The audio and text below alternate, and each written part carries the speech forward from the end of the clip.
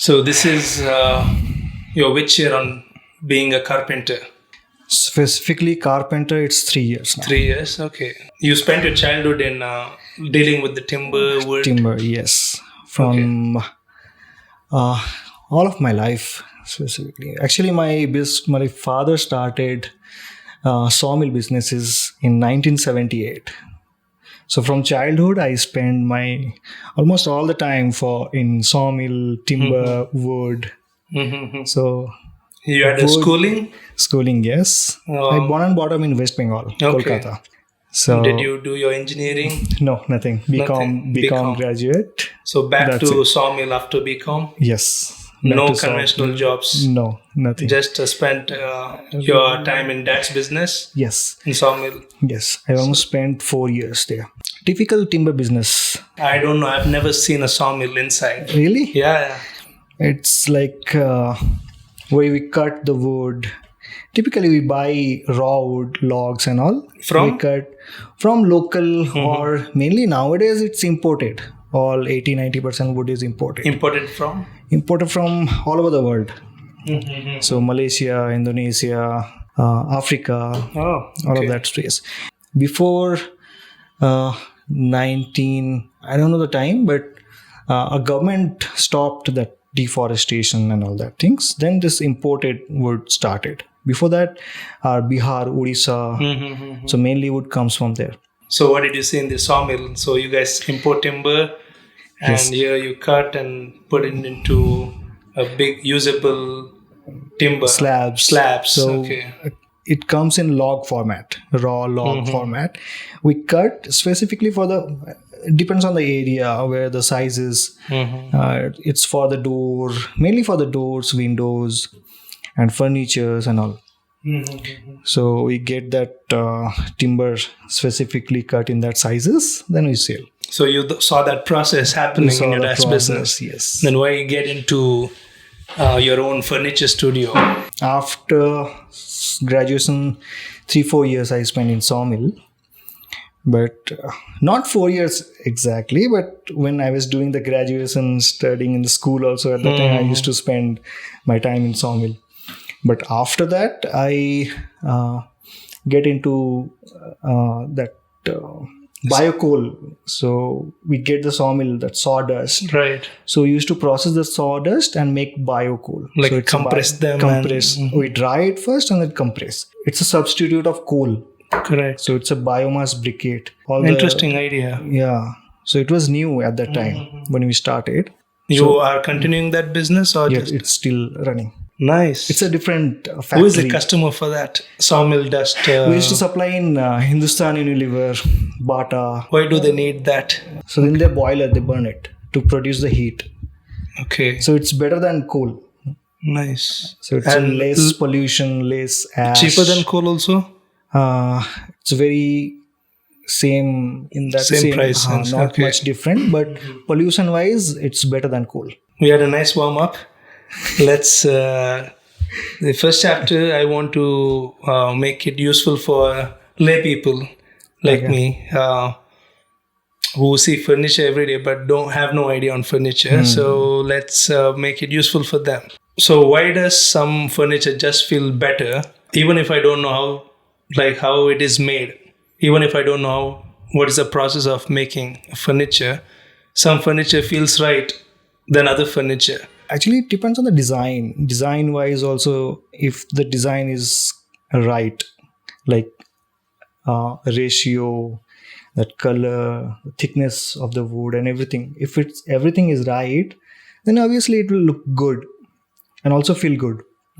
But if you spend more time with that furniture piece, then you will get the real image or the real feeling, what the feeling you are getting from the furniture. It's different. If you just see the thing in a first few minutes, what you feel, it's totally different after you get from 3 months or 6 months of uses. That's the reality. There's a difference in the quality or how it made and everything. Then it comes after 3 months or 6 months of uses. Mainly for the short term, it's design and everything. Look of it. Look is correct or ratio is correct. But what matters is what what do they think of it after 3-4 months? If you get a ready-made furniture, like it's not specifically made for you.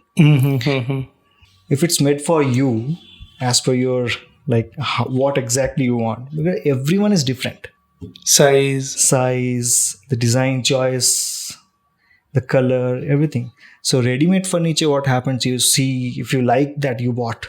It's a sudden decision of.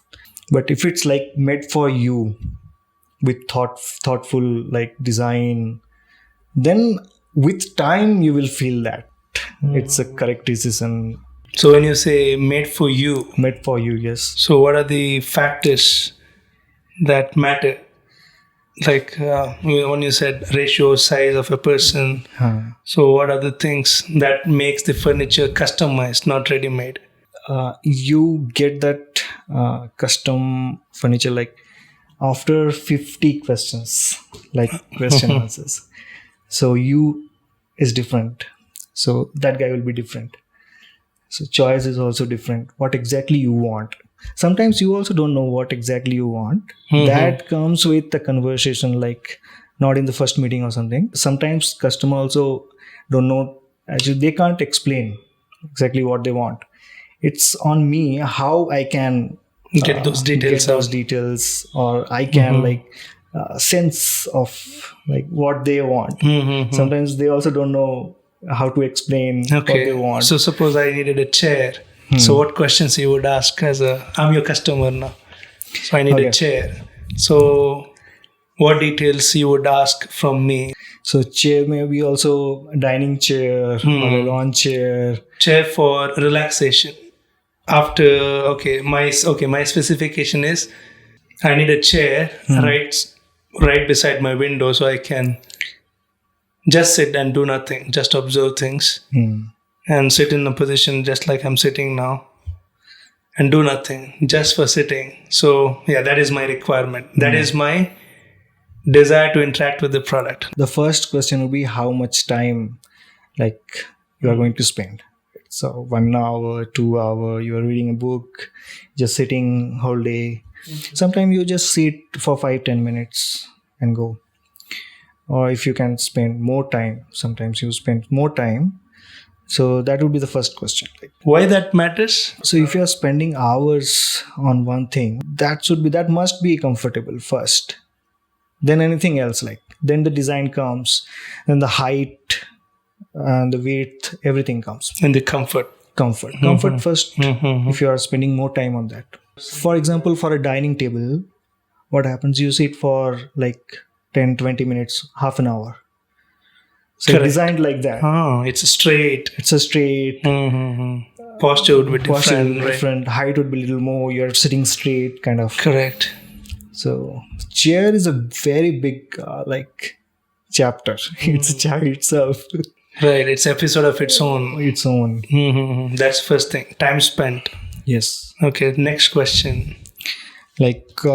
What you are doing when you're sitting. You're just sitting, you're doing something, you're reading a book, or you're going to use a laptop or something. Let's see, reading a book. No digital, no phone. Book and stare at things or close your eyes and fall asleep. The backrest is important in that case. So the back support. So your head should be rested. So normally chair, what we get a support till here. So you should have that head support, neck support.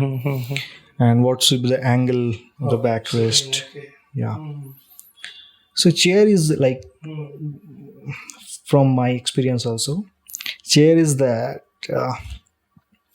whenever we're making a chair, we don't get the right chair in the first try. Correct. The first is prototype. Then with 3-4 modifications or changes, then we get a right chair. Even for custom design, you make chairs and make them feel... Not like that. Chair is for every customer, if you're going to design a chair, that would be difficult. So some that standard, that height, that comfortability, that angle, that is standard. We have this kind of angle, this much of inches of height. So that is standard. If we do that in that range, it will be comfortable. It's fine for any customer. But whenever we're making also, like when we make the 3D design of any chair, so if we make that same chair in the physical, maybe we don't get the right like proportions and all. So first we try to make a prototype, kind of quickly prototype to just to see the feel of it. Then, but every time we need to like change, trial and error. In the process itself also consume wood also, no? So can you use the same prototype wood for the right? Just a simple with ply, and we are just figuring out the angle. Correct. Little 1 degree angle is also matter. So that means you don't use real wood there. You use cheap wood for prototype. For plywood or any waste wood. Interesting. Like softwood we use pine or something. Time spent on the chair. Yes. First number one question. Yes. Second question is, why are you using that chair for? What you do in that chair? So based on my requirement, you said you need a back support. Then what else? Armrest. Yes, armrest of the hand. That is also many different type of armrest are there.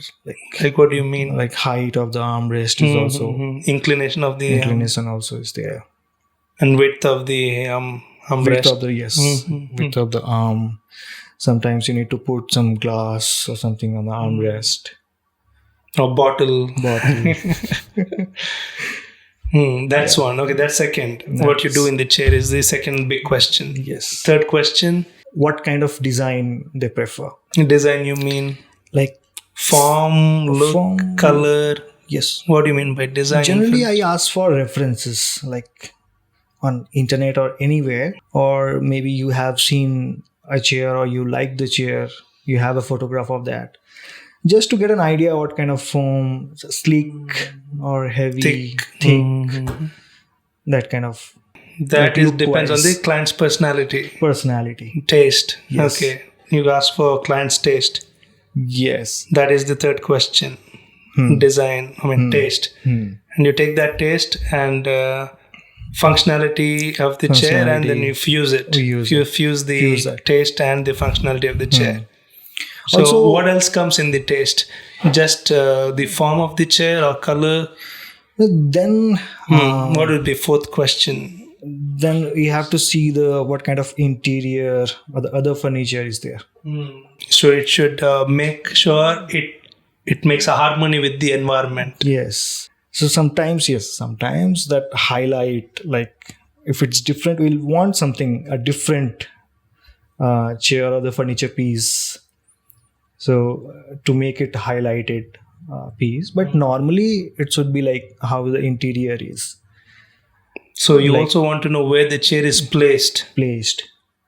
Okay, what other questions that goes on to designing a good chair? At the end of the most important is the budget. Right. Because when you are working with wood, like literally there is no fixed rate or fixed range kind of thing. We can make a chair in a different budget. We can make that same chair with a totally different budget. You mean 100 rupees chair, 1000 rupees chair? 1000 rupees chair. There is no limit. So if I like how much time I can spend on that. So it's about adding value to it. Like endless thing I can think of, like inlay, the brass. See, quality, joinery, we can't compromise on that. Where we can add value, there is no limit, right? So now I got into your profession. Your thinking process. How far the complication go for designing a furniture? What is the most complicated furniture you have designed? Complicated is definitely chair. Chair, we don't get it right in the first try. That's why it's different. For example, any other, like it's a center table or kind of, you're not sitting on that. Right. Correct. You're spending time on a chair. So that should be correct in every angle. Correct. So for this wood, no much thought because we're not using it. Yes. Not touching, not using that way. How about bed that way? Bed or chair, which is difficult? Bed is very simple. Like bed is fine, but like for a dining table, then what matters? Look, the size, all that. Any like center table. The sofa is also very straightforward. Sofa and chair. Sofa is still simple, you mean? Sofa is simple. How many sitting you want, how comfort you want, that depth and all. That's standard, very standard. But for the chairs, I find it difficult every time. Like that's the reason we don't get it right in the first try. No matter how experienced you are. Yes, anyone. So chair is new challenge every time. One more thing is there, like for example, a dining table or a center table, a sofa. That ratio wise, if we see the ratio, no, the most important thing, the design ratio, the height, the width and all, it's a long piece. So it's always a rectangle long piece. There the ratio is easy. But for chair, it's not a long, very big piece of furniture. It's not like height wise, width wise. Ratio is also difficult for chair. You mean ratio changes every point of the chair? Front of the chair ratio to width to height is different. Back is little different. For example, you imagine a chair that height is low kind of and width is little more than normal. Then it will look like a square piece. So it's comfortable, but it will not look good. Oh, you have to balance that also, no? You have to balance the ratio. You have to design in such a way that it communicates the person it's a sitting chair. Like what you can do with that chair. Even if it's too comfortable, if it looks something different, it won't attract people to sit there. It will not attract people. If the ratio is little here and there, you will notice that. Anyone will notice that. They don't know the rules, ratios, and it's inbuilt in the brain. It's inbuilt in the brain. Yeah, let's list out the woods. Like how many types of woods out there? Broadly, if you types of wood is like hardwood, softwood. What is hardwood and softwood? The density. What is the density of the wood? So you need to have minimum density to use in furniture. Softwood is mainly for the pine wood, for example. It breaks. You can breaks. Those karate guys. They use softwood when they break stuff from the. No,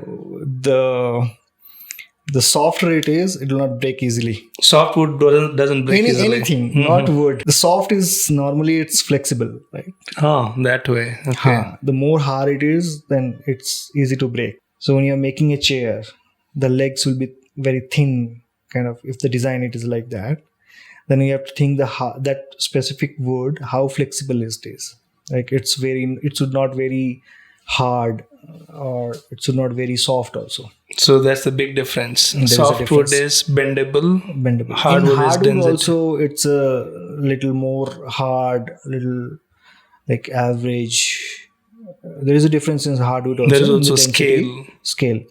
Yes. Which is the hardest wood? In usable, like in furniture, it's white oak. Oak is art. Yes. Even cricket bats are made from... not that's not hardwood. Willow. No? Where that comes in, softwood or hardwood? It's in the medium. It's in the middle range. It's not too hard.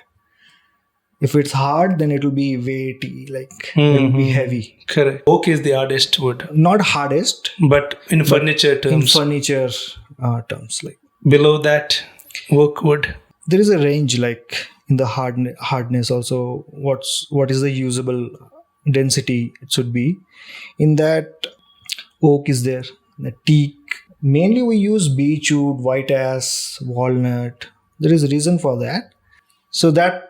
I forgot. Which one? When you asked for the first question, like what you asked the question for if you're making any chair or any furniture. Right. The first question would be what kind of finish you want. Finish you mean? Polish or not that polish. way? What kind of, like every wood, touch and feel it's different. If you just see touch, color, so teak is look wise, touch and feel is different. Beechwood is different. White ash is different. Oak is also different.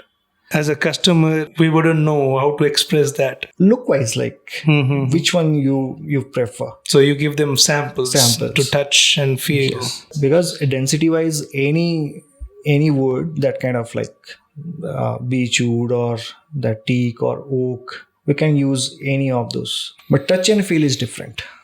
the open grains, the field grain, the color. Grains, you mean those? These are the grains. These are the grains. These yes. are the grains. And if you see this openness, this open is there. So this is open. After polish also you feel that. Correct. You touch and feel, you can feel that. I have a sample. This is So this is white ash. light. I prefer light color. So beechwood and white ash is naturally it's lighter color. When the wood is light, we can make it in any color. Like we can make it darker, we can keep it light. But if the wood is darker, like teak, we can't make it lighter, like Color wise, no? color wise also.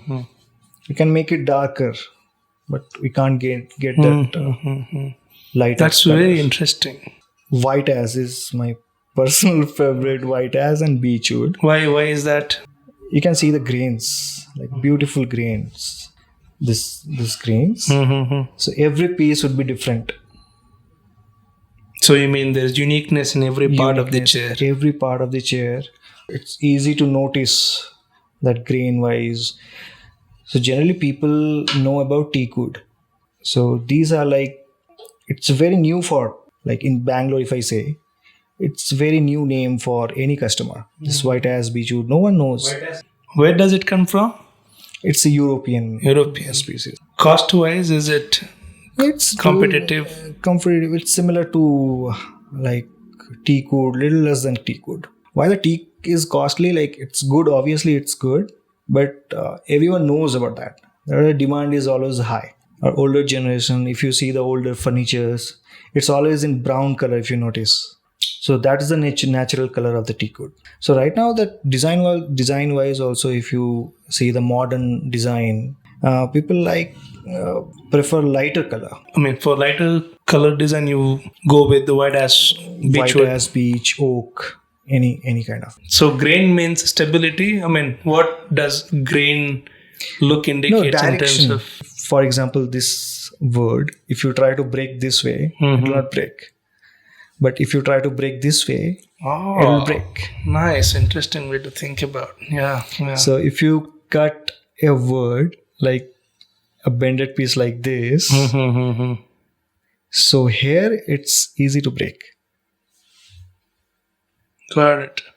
So hardwood and softwood. This is hardwood. This is hardwood. Any usable for furniture, it's hardwood only. Softwood is only for the packaging or prototyping. And what about bending? Like when you have sofa and certain sofas, there are bends, no? That is hardwood or softwood? Bend also, there are many different like ways to bend. Hardwood also you can bend. Yeah. Okay. Interesting. How do you bend in hardwood? There are 3-4 ways how we bend. Steam bending is very known method. So you expose the steam to the area of the wood which you want to bend. If you heat with steam for like a short period of time, that wood will become very flexible. Like we make it chamber, steam chamber. If you like when you're putting it out, you have a window of 30 seconds to 1 minute kind of thing to shape that. So in that window, if you shape that wood and if you keep it for a few hours, it will change the shape. Nice. For example, what is the next one? I can show you. Yes. For this chair, we had to bend this part. So in this case, the width, like what method you used was like we divided this part in like 6-4 strips. So if we had to make a 1 inch thickness of the wood, we divided into we made the strips of 4 mm, 3 mm thickness. So 6 strips. 6 strips. Okay. 6, 8. So you mean this whole thing is 6 strips? 1, 2, 3, 4. Yes. So if the thickness is 1.5 inch, then it's difficult to bend. But if it's 2 mm, 3 mm thick, then it's easy. Interesting. So it doesn't look like it is made from strips. It looks like one single piece, no? If it's done well, you can't see the joinery. Right. Look-wise also it's different. The grain is going in the same piece. It's not joined in the length. How did you give this finishing? magnify. One more magnification. See this angle. This curve. Yeah, this curve. So if you So it was part of notice- the strips only. Then you made it like nice joinery. I mean, nice detail, nice finishing. Can't make it out that it's two different pieces. Looks like one form. It looks like carved. So this part is not a separate or different piece. It's a part of this piece only. So this curved. So this is a single piece. So what would be easy for me if I make a straight joinery here, in the corner just add one more extra part. Then it would be easy for me. But look wise, that straight, the join will be visible. Then the seamless, it will not come seamless kind of joinery. Does that serve in a functionality just to make it, gives it a good look, good finish? Look, yes. And there is a joinery here. The joinery is here. Between this one and this one? Yes, this one is this one. So if you notice here now, so this piece goes straight here. There is no joint. This is going straight. In this part, this is curved. Oh. So we took this piece like extra width. Then we cut it, this part, and then we joined. So we removed here also material. We removed some material from here. Then we joined. And there's a natural texture of the wood. This is beech wood. We changed the color.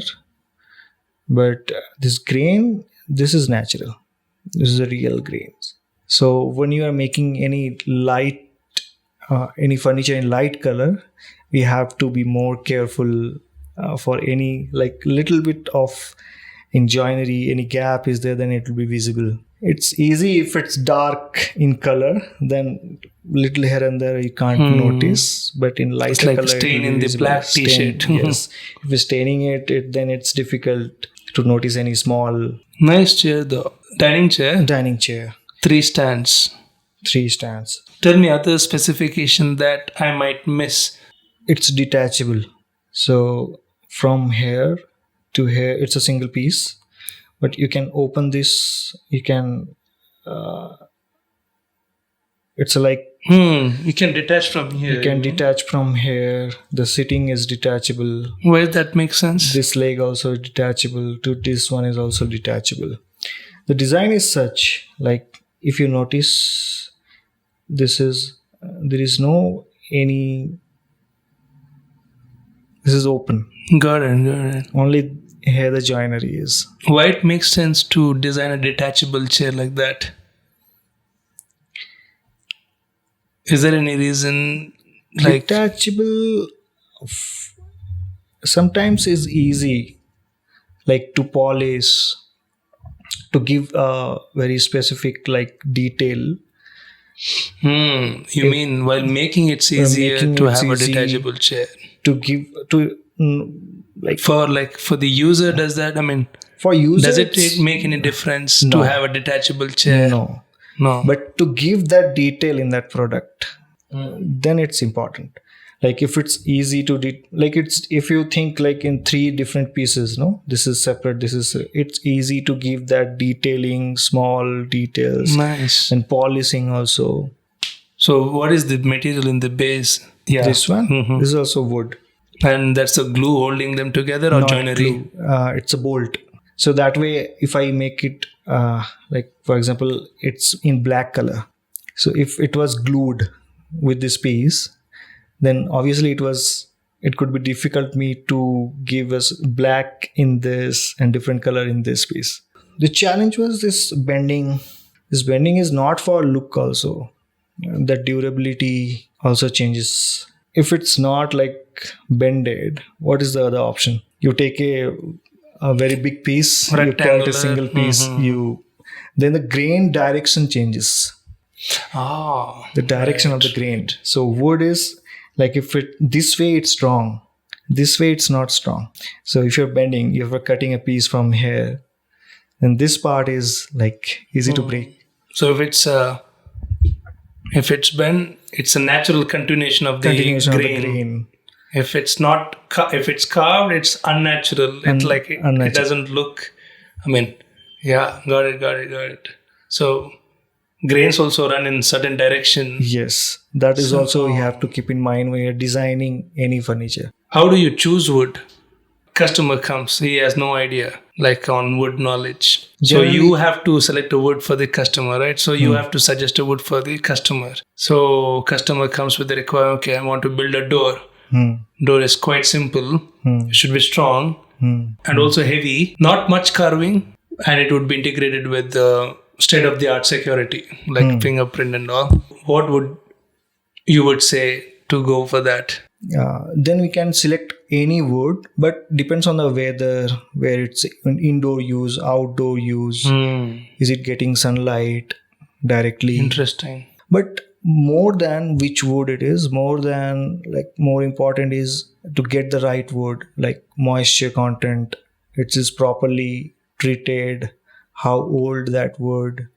That is If you important. cut the wood and directly get the wood and use it, then the moisture would be like 40-50% when you get the first raw wood. You have to season it, like it should be like less than 10% or near the 10% moisture. That is more important than selecting species of which wood, all of that. Oh, okay, that also matters. Yes. Seasoning of the wood. Huh. What do you mean by seasoning of the wood? Seasoning is like the moisture, mainly moisture content. Keep it under sunlight or solar roof? No, or you something can't like keep that? it in Sunlight. You have to keep it inside, like depends on the thickness of the wood, it will take time to get seasoned. Otherwise, clean dry, we have process like chamber, seasoning chamber, we can put in, it will take 30 to 40 days to get seasoned. But still, after we get seasoned, we have to keep it better to keep it few months before you use that. Wow, too much craft in making a wood. Furniture. Before design, there are many steps. Okay, why seasoning matters? Like what would happen if the wood is not seasoned and that is used for the door? What not? Like after it dries, it changes, like it will bend, it will shrink, it will expand. Okay, that way. In that way. So the joinery, if it shrinks after you do the joinery, there will be a visible gap in that particular joinery. So it won't be strong. That will be strong. So that's the most, like, moisture content is the most important. So seasoning helps remove moisture. Remove moisture from the wood. That is one. What is another detail that is required before it gets into the furniture studio? Oh, if you go in detail that way, it will take hours to explain. Yeah, no, just the steps Just involved. One is seasoning. Seasoning. Then the selection of the wood, particular what you are making. Like for if you're making a chair, the leg is a part, the backrest is a different part, armrest is a different part. So you have to select a specific wooden piece for leg. So that is different. The backrest, that's a separate piece. So grain direction, this way, that does also matter. For different parts, different grain direction. Grain direction. So interesting. We select that legs. If it's for leg, we have to select specifically for that. So if you notice this bend, little bit of bend is there. Correct. Grain direction is going this way. It's for the grain. So how the wood is cutted, like in sawmill, that is also matter. How you cut wood in the sawmill also matters for the furniture. Interesting. That cutting of the wood in the sawmill shouldn't mess up the grain direction. Yes. It should be in par with the grain direction of the wood. Not that way. When you cut the wood, you will get, anyway, you can't help it, you will get different directions and all that. But what I'm saying is that different direction is for specific different work. So wood selection is a God, thing. Then what else? Seasoning, grain direction, cutting of the wood. Seasoning also depends on the weather. If it's in Bangalore, different seasoning, like different if it's a winter, it's a rainy season, that's also wow. different thing. So for example, I'm making a door right now, but I had to stop the work for the weather it is right Because of now, the rain because outside. of the rain outside. I want to get, like, when you do a specific joinery, I want a specific moisture. If it's not that, I can't work. I have to pause that work and wait for the weather. Then where do you store those wood? Like, do you keep it open? If you think you will place that wood in the sunlight or the open, it will get dry faster, right? You sounded more cautious not to keep the wood under the sunlight. So what happens Normally, to the wood under the sunlight? what anyone will think, to get it dry faster, let's keep in the sunlight. But we don't want to get any wood dry very fast. It's a slow process. So if you try to dry it very quickly, then it will get cracked. The shape will change. It will get bent that you don't want. You will get cracks in the wood. Wood also should age on its own. Yes. You shouldn't force the wood to. No, you can't. Nice. If you want to get into furniture business or timber business, you should know how to handle the wood. Yes. You should understand the wood, how it behaves, different seasons, under sunlight, what are the different processes. Like, wood is like, it's a living thing. It's not a non-living thing. Correct. That people don't think that way. Don't think that way. Like plastic, it's a non-living thing. Metal, any different metal, that's a non-living thing. But wood, I feel it's a living thing. It's like, if you think like it's like one of your friend. It will behave like differently under different people. Yes. If you have 5 friends, all they are different, like. Correct. So if you are going to talk with that guy, you know how he will behave. If I tell this, how he will behave. Correct. And also with the different seasons. Different seasons. Different seasons means different moods. Right. Nice. So you should understand like the mood of the wood. Mood out of the wood. That way, it's better. Like, to use that way, I am only specifically talking about a few species of the wood. Why is that? Right. So you mean to say, to deal with many other woods, you should know how each wood behaves in a different. My God. Okay.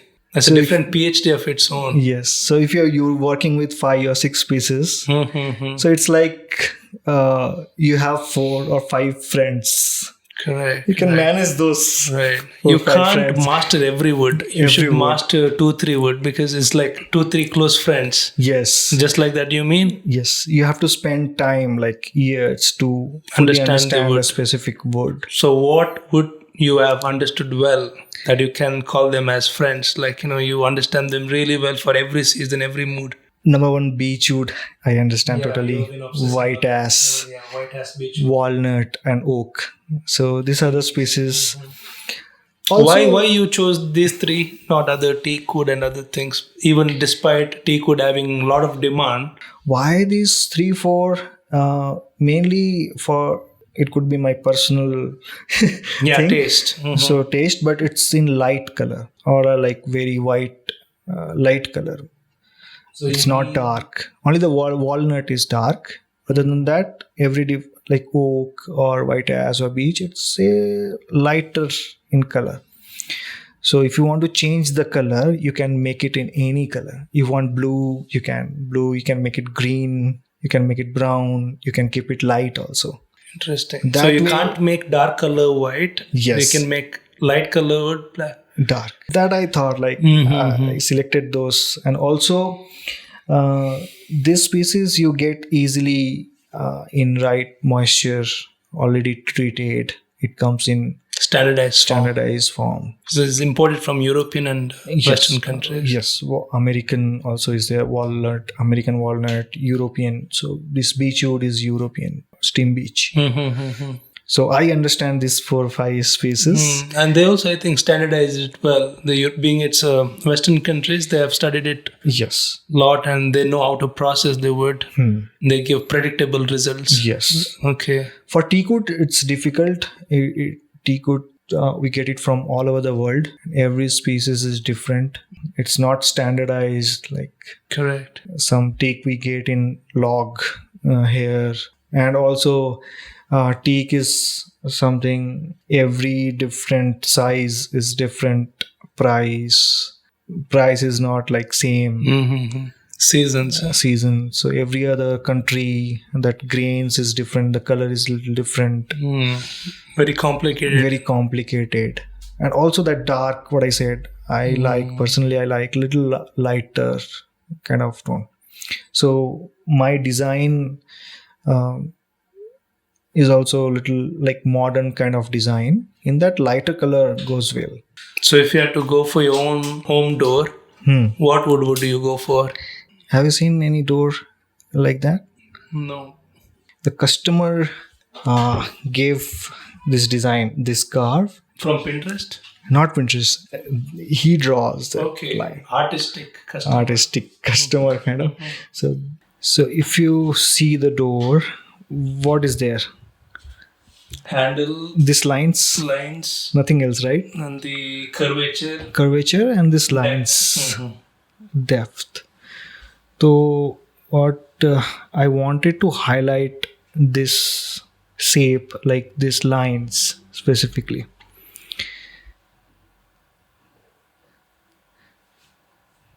Yeah. So we wanted to highlight this lines. So imagine if the wood is like too dark or it has too much of grain, like teak wood or something, then what would happen? The lines won't be visible. They would be. Yes. They would disturb the lines. The grains will be more visible than this line. Correct. For like in photography also, when you take any photo, that highlight is like one particular thing in the photo. Correct. So that way we depends on the design. So what we want to highlight. So in this door, the main we tried to highlight was the lines. So that way we like selected white ash. So it's strong. It has little bit of grains, not too much like teak, that kind of, and not beechwood also. So you don't have that touch and feel, that open grains kind of. It's a huge door. It's a double door. So in this door, we have that flat areas, right? That flat areas. So if it does not have a little bit of grain, then it doesn't look like a door. Doesn't look like a wooden door. Wooden door. Correct. So little bit is needed, but not too much. That's why white ash we selected. Yes. So for Indian weather, so since these woods are foreign, like Western, European, and American, which one? White ash wood, maple wood. So how do they behave differently to Indian weather? So moisture, humidity. When it coming to India, it's not like it's spending some time here. So normally the process is very long. The moisture, like the seasoning, the cutting in specific sizes, like different sizes, different stock. The process is already 6 months, 1 year. So when it coming to India, when it's sold, it's already 6 months, 1 year. It's Indian wood now. Indian wood now. Then you can use. Because it takes some time, like minimum 1-2 months to exchange the way the moisture content as per the weather where it is. Like for example, if I sending this wood to Chennai, then again I have to keep it for like 1-2 months before I start working on that.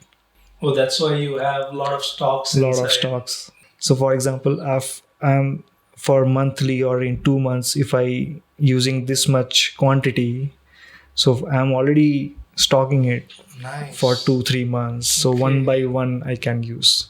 Have you worked on jackfruit wood? Yes, yellow. How is it? In our region, there's a huge popularity for jackwood It's doors. there in Kerala, Door frames, Kerala, Bangalore, West Bengal. Jackfruit. It's very durable. It's hard. It's very durable, and it's difficult to work with.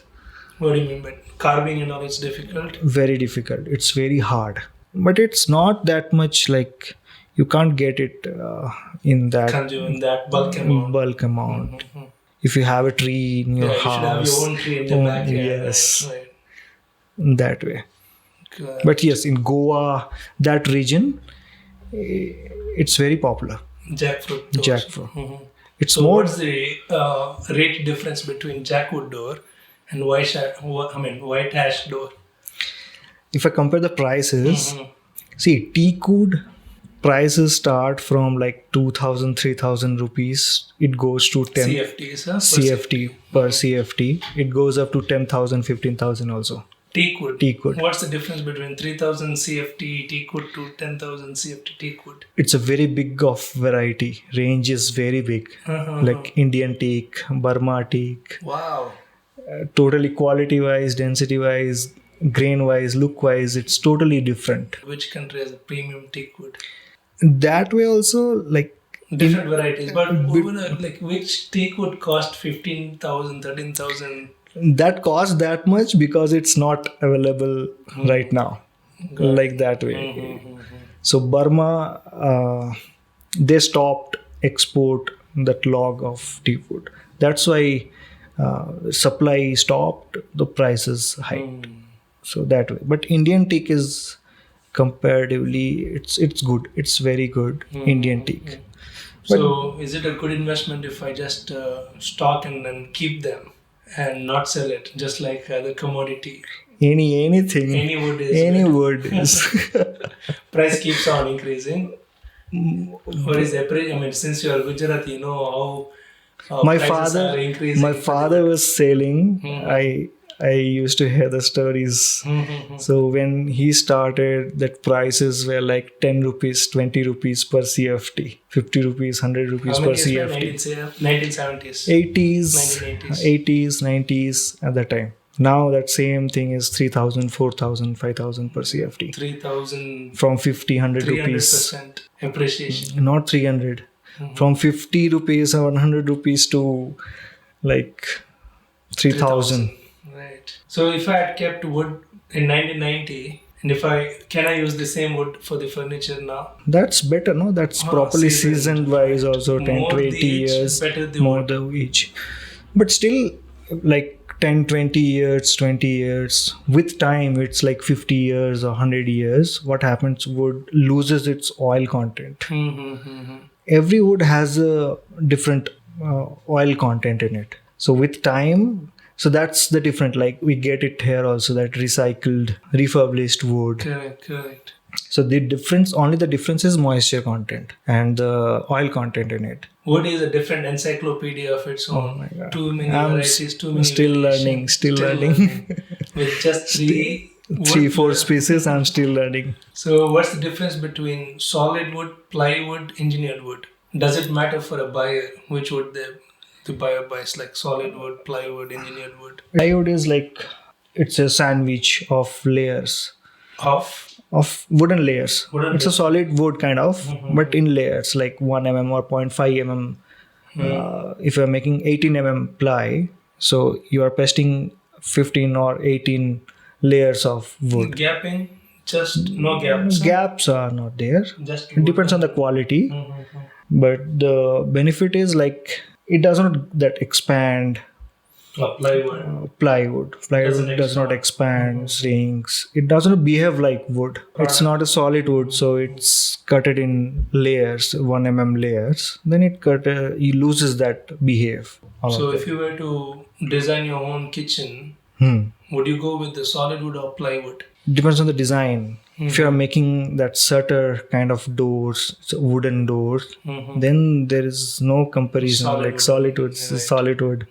If you are pasting mica, if you're using ply, you have to Either you have to use a veneer on it or a mica on it. What does that do? Protection? Not protection, look. Mm-hmm. So the raw plywood, you can't finish it. Like you can't polish, you can't paint. You can paint, but no one paints for kitchen and all that. They prefer veneer. And veneer is a thin slice of solid wood, real wood. Okay. It's like 1 mm, 0.5 mm thickness. And also, big problem in a middle class family in India is after certain time that grains fall out, no, from the wood. They look like rava. The powder comes right, in. Yeah. Powder comes out of the wood, no? Why is that? Like In plywood also there are very like big range in quality. The commercial ply and the good quality ply. So in that ply, which wood you are using, that is cheap. Like it's not the glue they are using. It's not right. The wood species is not correct. Then that will happen. The glue which one so you what are is using. that? That is wood only, the powder. Yes, plywood. Ply is wood only. It's a ply. So why does that come out? That means they have not used the right wood in the layering. Yes, not the right wood, or it depends on the where it is used. If it's properly, like when it's not accessible, the moisture, it's getting moisture, then that kind of problem comes mainly. Kitchen also, where the first it start damaging near the water, the ply the sinks. So the plies also come with waterproof ply, the commercial ply. The difference is how densely the ply is based, how densely, and which glue they used. Big range in plywood. Good plywood and bad plywood. Bad plywood. And also I don't have that much knowledge on plywood. That is a different area of its own. I don't use that.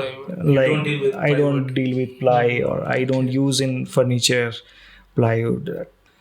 Sometimes I use birch ply.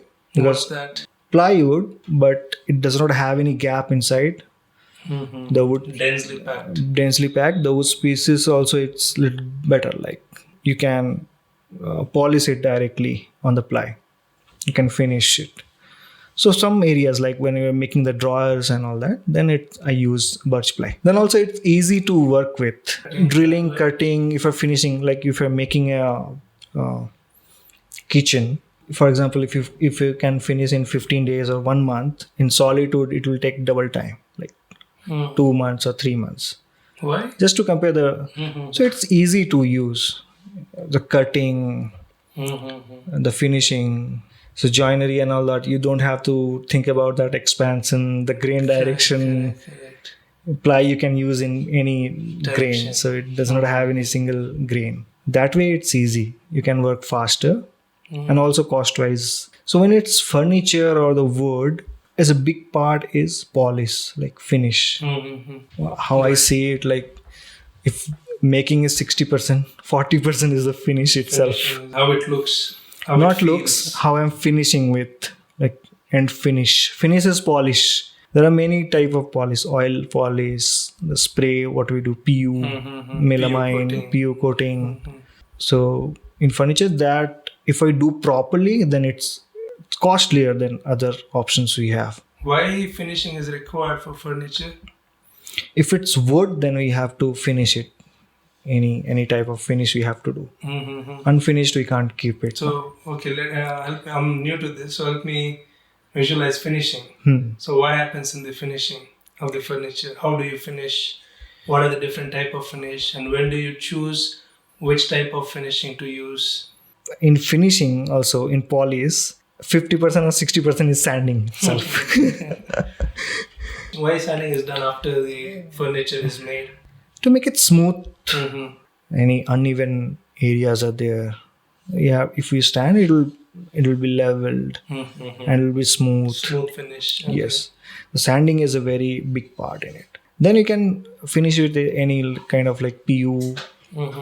So sanding, does it require any special skills, or do you think sanding person should know how to sand, or anybody can sand with the friction? You can start with, you can't finish. Because sanding is also like We start with 80 grit sandpaper, then 80 to 120, then 150, then 180, then 220. It gets finer and finer. And that also depends what type of, like if you are doing PU, it's a different sanding. If you are doing oil based hard wax oil, then it's different. Wow. Nice. Okay, that's one part of finishing, sanding. That takes 50% of the time of the finishing. So what's after sanding? For example, if you're doing PU, then PU is a plastic coating. Polyurethane. So it's a shiny look. Shining look. That's a spray polish. So you have to do that in spray. In that also, like it's not a one coat, like we sprayed one coat and done. It's not like that. So you have to start with multiple layers. 4 to 5 layers. When do you decide how many coats that furniture requires? That particular like PU, it designed like that. You can't do, it's the top coat is different, sealer is different, the base is different. Wow. You have to start with epoxy. So you're done with epoxy, then again you have to sand. Oh, upon that. Yes. Then comes sealer. So one coat of sealer you have done, then again sanding. Then What does sealer do? It makes a base for the top coat. It's like a glue. It's like a glue. Also to make the smooth finish. If you want a smooth glossy finish, you have to do 2-3 coats of sealer. 3 coats of sealer. That's the middle layer. That again 3 times. 3 times. Wow. So after doing every coat, you have to sand it off. Then again. So total 4-5 coats you of ended up polish. With the top coat. The function of the top coat is protection. Yes. So it's more harder. And also it comes in like gloss and matte. So matte finish if you want, like it's not glossy glass. It's glossy, it's different. The matte is different. So that depends on the client's requirement. Do they want matte finish or shiny, glossy finish? Yes. So both are epoxy, both are plastics only. Plastic also. Polyurethane. Polyurethane, yes. Okay, that is one type of coating. One kind of PV coating. PU coating. So where is PU coating is used? Makes sense for the furniture to be PU coated. PU coating. And where PU coated shouldn't be there, shouldn't be used. So protection we get. The PU is the highest. Protection from sunlight, moisture. From sunlight. We get exterior grade PU, interior grade PU. That is also a different thing. What is that? Exterior is like outside. Okay. So more water, more sunlight. Then it's exterior grade PU. Then interior. So different type of layering. Different one. Oh, nice. So they protect from moisture and sun. Moisture and sun, yes. And termites? Termite, little bit, not 100%. How do you make furniture termite proof? I don't know. That's okay. We were in finishing. PU coating is one. What is the next type of finishing coating? There are many. You touch and try to feel it. Do you feel any finishes there? Like any coated are done? No, this is smooth. Smooth, but do you feel any coated is there, like finish is done? It's feeling like raw wood, right? Raw wood, right. But it's already polished. Oh, okay. Polished with? Hard wax oil. This is finished with hard wax oil. Okay. Or if you want a raw finish, like touch and feel wise, you don't like that plastic coating on wood. You want the wood as natural as natural as that. Touch and feel also, you can feel the wood directly. Then it's a good option, like hard wax oil. Hard wax oil. So again, one layer is enough? Generally 2 coats are required. Right. It's not spray kind of. You just rub it and brush on the brush. Brush you can put here and use a cloth or just rub it. It's easy to apply. It's costly. It's new in India. It's not wax hard wax oil. Hard wax. It's a hard wax oil. I have delivered 2-3 projects in hard wax oil. but still I'm Nice. learning about this. But the difference is, like in hard wax oil, if you get any scratch or any damage, anything happens, then it's easy to repair. You can again brush it off. You can brush it off again. You can sand it. Just an area, if you get scratched or anything, just that area you can sand and apply. Then It it'll doesn't look like it's scratched. yes, it'll not look different. It'll look new. Nice. But with PU, if any scratch or anything happen, that's done. Other ways of finishing it. We covered PU coating, hard wax. Huh. Even, is coating and sanding is the only form of finishing it? Where other ways Kind also? of like Coloring it, is it even... no, coloring is a part of finish. Mhm. So whatever you're doing, we are hard wax oil or PU, anything we are doing, coloring is a part. So someone will need a little bit of brown, little bit of different color. Color is like when you're finishing it, start with color. When you finish the color, then epoxy, then sealer, then PU top coat. So color comes first. Color come first. These are the samples, like this is a different color, this one is different color. Same wood. Same wood. Different Same wood, finishing. same finish. Color is different. Hard wax finish, color is different. Color is different. This is on also. The color is different. The polish Oh wow, it makes a lot of difference. difference. No? So color sticks to just to the grains, no? Yes. Doesn't run The all wood over. observes that color. Mm-hmm. Then the polish top coat is done on that. Wow, never saw wood up close. And That's why I love the white ash. So the wood is white, kind of light color. So you can make in any color. It's good for coloring, Yes. right? If you see, I have this one.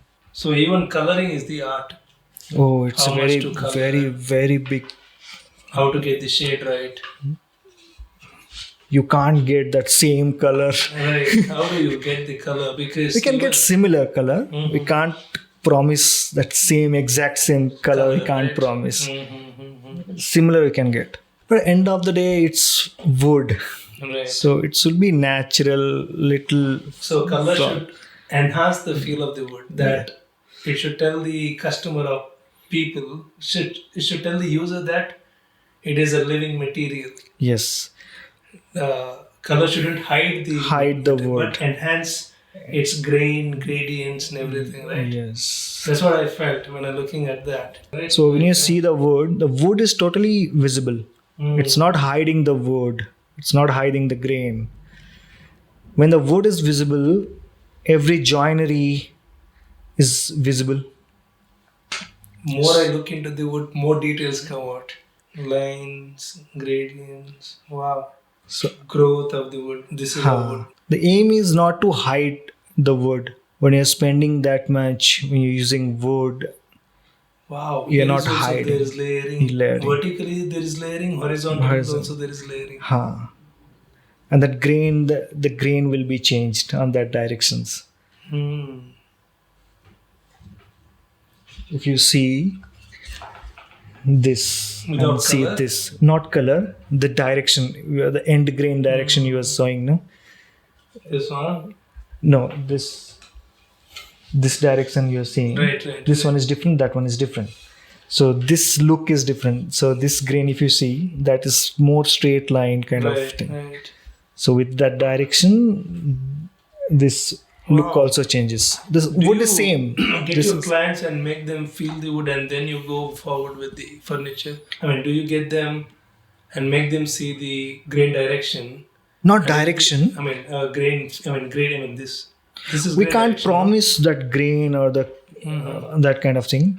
With customer, it starts with touch and feel what they want. no? Okay, not the shape Not of the shape or that grain. We can't promise the grain. Every piece is different.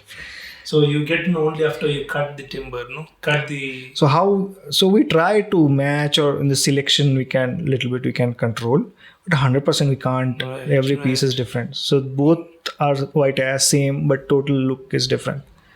Wow, timber. Nice. So that's with the wood. Okay, finish. Color. Then anything else in the finishing? Mainly PU, now acrylic, like more harder or more durable than PU, also there. For example, for They come dining, for a long time, you mean? yeah, for dining table top, the usage how it is. So it'll, if the polish is like melamine or that kind of, then the scratches will come easily. Then we need more hard polish, acrylic, that kind of. It's more harder than PU.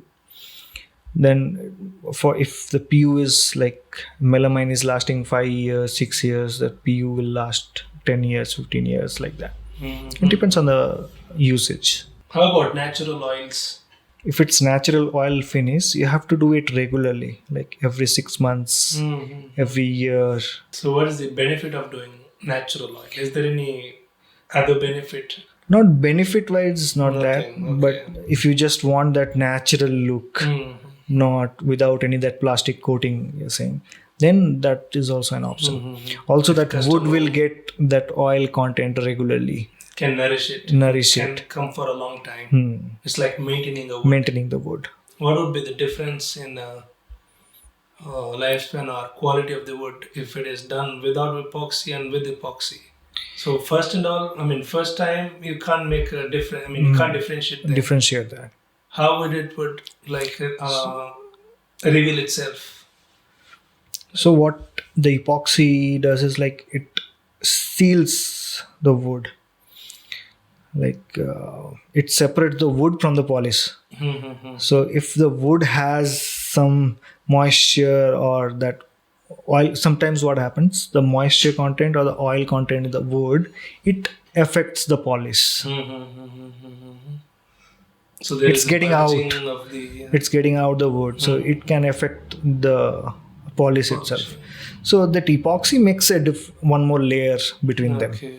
So it seals the wood that way. When I searched about timber, rubberwood made a huge noise. Why do we see it used so much in contemporary furniture? Have you worked with rubberwood? Yes, I have. Okay. You have rubberwood. What's so special about rubberwood? Nothing special. It's like any other species of wood. Cost-wise is cheaper. Then that's why it got popular in last few years. We get finger joint boards like plywood, 8 feet by 10 feet, 4 feet by 8 feet. We get rubberwood seats like the finger joint. So easy to work with. Okay. It's not like raw wood. You get raw wood in rubberwood also, but mostly you get that finished seat, 10 mm, 18 mm, 8 mm, 22 mm thickness. It's highly commercialized, no? Highly commercialized. Where is it coming from, rubberwood? Mainly coming from Kerala. Oh, India only. Indian only. Is it hardwood? It's a hardwood, but not too hard. And where can it be used? It can be used everywhere. Yes, everywhere you can use. Tabletop. Doors. Not doors. Not preferable. Door frames. We don't get that much of thickness. That bulk thickness is not strips. Okay. Mainly small strips, so we get in finger joint. Good for furnitures. Can make cheap furnitures. What would be the cost difference between rubberwood and white ash wood? Half the price. The white ash would go for how much for CFT? Nearby 3,000 per CFT. Rubber 1,000 to 1,500. Oh, okay. You can, if you buy very affordable timber, rubberwood. And suddenly it made because there's a lot of rubber in Kerala on that side, and so they started finding out what can we do with this waste timber, and they started getting into. Yes, they started treating the rubberwood and the joining the. Actually, when they made that seat, finger joint seat, so 8 feet by 4 feet, different thicknesses, then instead of using ply, you can use the rubberwood. Right.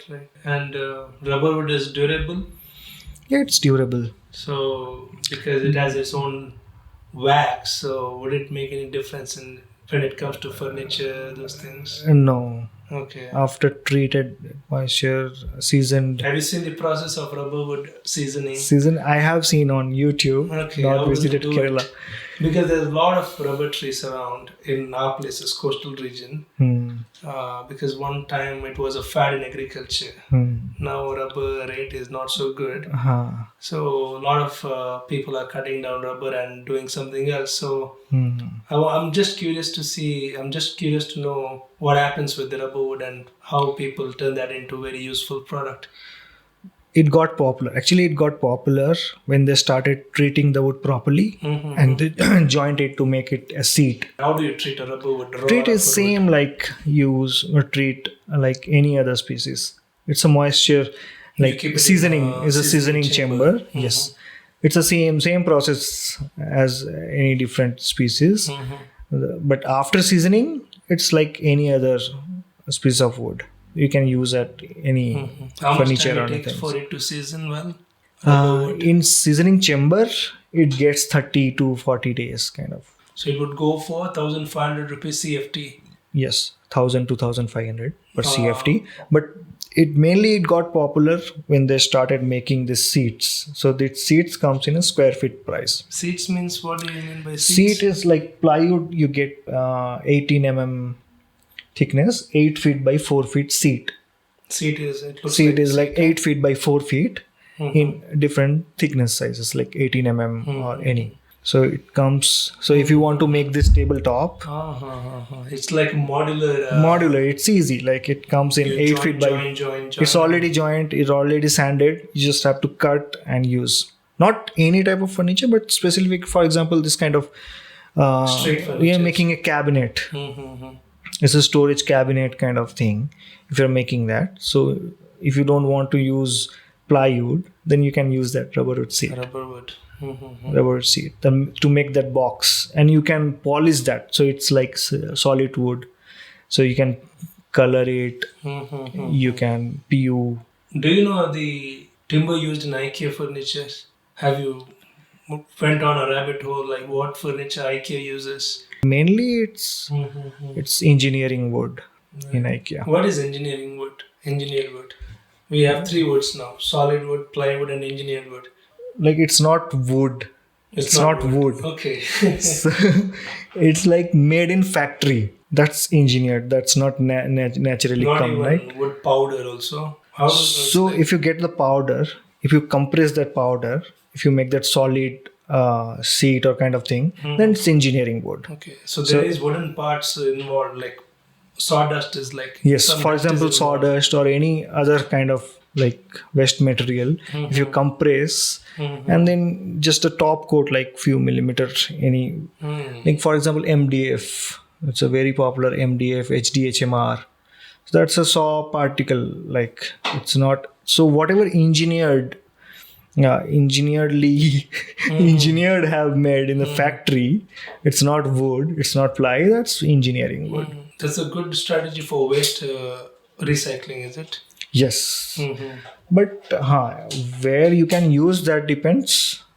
For IKEA, mass consumer, they don't care about that quality or life or but durability also, it comes for a long time, huh? Engineered wood. Engineering for what is that? That MDF is also engineered wood. MDF, HDHMR. Durability, see, for furniture, it's not usable for furniture, for chairs, for tables. You anyway can't use that engineered wood. Engineered wood is like where mass quantity required for desk, those things. For tabletop, you can use MDF. But yes, that look, the polish, that if you don't want like wooden kind of, then engineered wood. Then a top coat, like if you're using mica or veneer, then you can use engineered wood. If someone's buying a table for their home, what are 3 questions they should ask about the wood? Okay, there's a furniture shop. All kind of furniture is available, but consumer don't have idea on any, like, what are the right questions to ask. They see the design, they take it home. So where do you see people make mistake in buying furniture? Problem what I see, and I get irritated like interesting in the market. For example, if customer wants solid wood dining table kind of thing. So if someone's selling that solid wood furniture solitude dining table. If that, like, it's wood, it's 100% wood, the design is good, anything, but the process start to end, for example, to make a dining table there are 20 or 30 steps. So first this have to make this legs, then joinery, then everything comes. Like, so if for example 20 or 30 steps are there, so in every single steps there are multiple options how you can do that. And mainly what happens in the market, or generally, how do you select that option? Like, you take shortcuts, but compromised, But not done it properly. not done it properly. But how would people would know? People, how they don't know that. If I were to looking like what are the details in the furniture to look for? The first thing you should do is when you see any wooden furniture specifically, the wood is visible or not. In market, any ready-made furniture, if you go any showroom, 70-80% the color is like wood. It's brown color, that does not mean it's what wood. is the material? Engineered wood, huh? No, wood.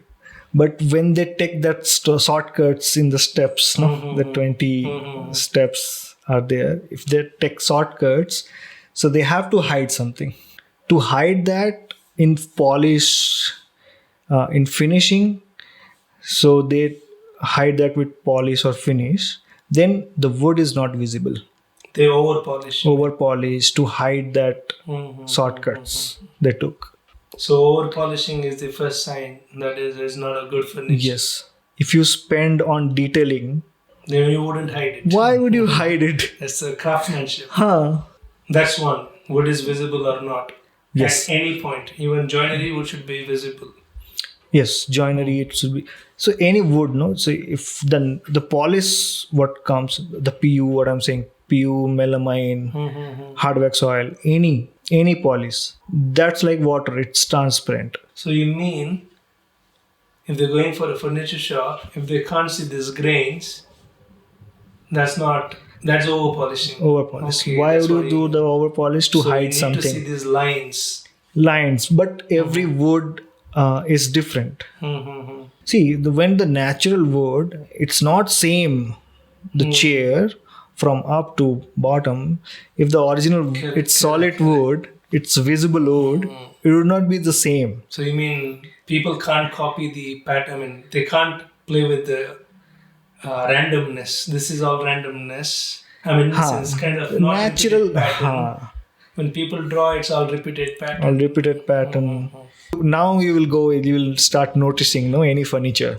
You will notice that over polished, what I'm saying, the color. So this chair, the wood is visible or not? Visible. 100% visible, no? Right. There is the backrest, it's joined. How many pieces? Right. 4 pieces. 5, 6 pieces are 6 joined. pieces, It's visible. If I color it, like if I hide with the polish, then it will be same. Even the joinery, then it will be not visible. And when it's visible, you can't hide anything. If a knot is there in the wood, it will be visible. If a crack is there, it will be visible. So when you're making that thing, you have to, how much you have to careful with every step. So as a carpenter, you don't want to hide these things. I don't want to hide. You want to show the customer how much detailing went into it. Yes. How much layering, how many pieces of wood went into making this backrest. Why would I? I'm spending that much of time to detailing. Why would I hide? Right. Okay, let's get into joinery. So I'm fascinated with the Japanese joineries and things like that. So, I mean, it's so satisfying. Like when I was a child, whenever there's carpenters, they used to come to my house to make bed or whatever, windows. That is the when they used to make joineries, I used to wait for it. The interlocking, so beautiful to watch, and that precision, how they get that sizes right, and it's amazing. So I want to get into this to a good depth. So have you mastered joinery? Mastered. Even master can't say I have mastered. Let's go with before we get into the types of joinery. let's see why joints are made. So this is wood. This is the direction of the wood. Like, so if I join this way, so if I cut it and join this way, so this is the same direction, like, then glue is enough. No need of any joinery, any complication. If the grain is If the running grain- parallel. Yes. This is end grain of the wood. This is end grain. So if you carefully see, little holes are there, right? Right. Yeah. There's like Little fibers coming out. Fibers coming out. So this way, if you do the joint like this, it's not strong. Okay. So if I join this wood like this, it's not Strong. But if I glue it like this, if I joint it, Just one glue is enough. glue is enough. No need of joinery. No need of joinery. Why is that? So the direction, the glue direction. So this is like porous, like holes are there. If you apply glue also, it will go inside the grain. It will not hold. Same way I told, this is stronger. This is not strong.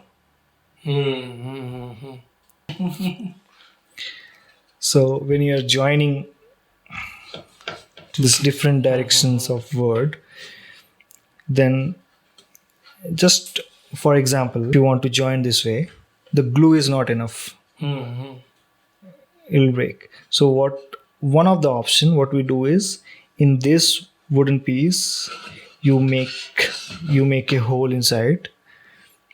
In this way also you make a hole inside, mortise and tenon. Then What is it called? Mortise? mortise and tenon joint, Okay. like most commonly name of the used. joint, okay.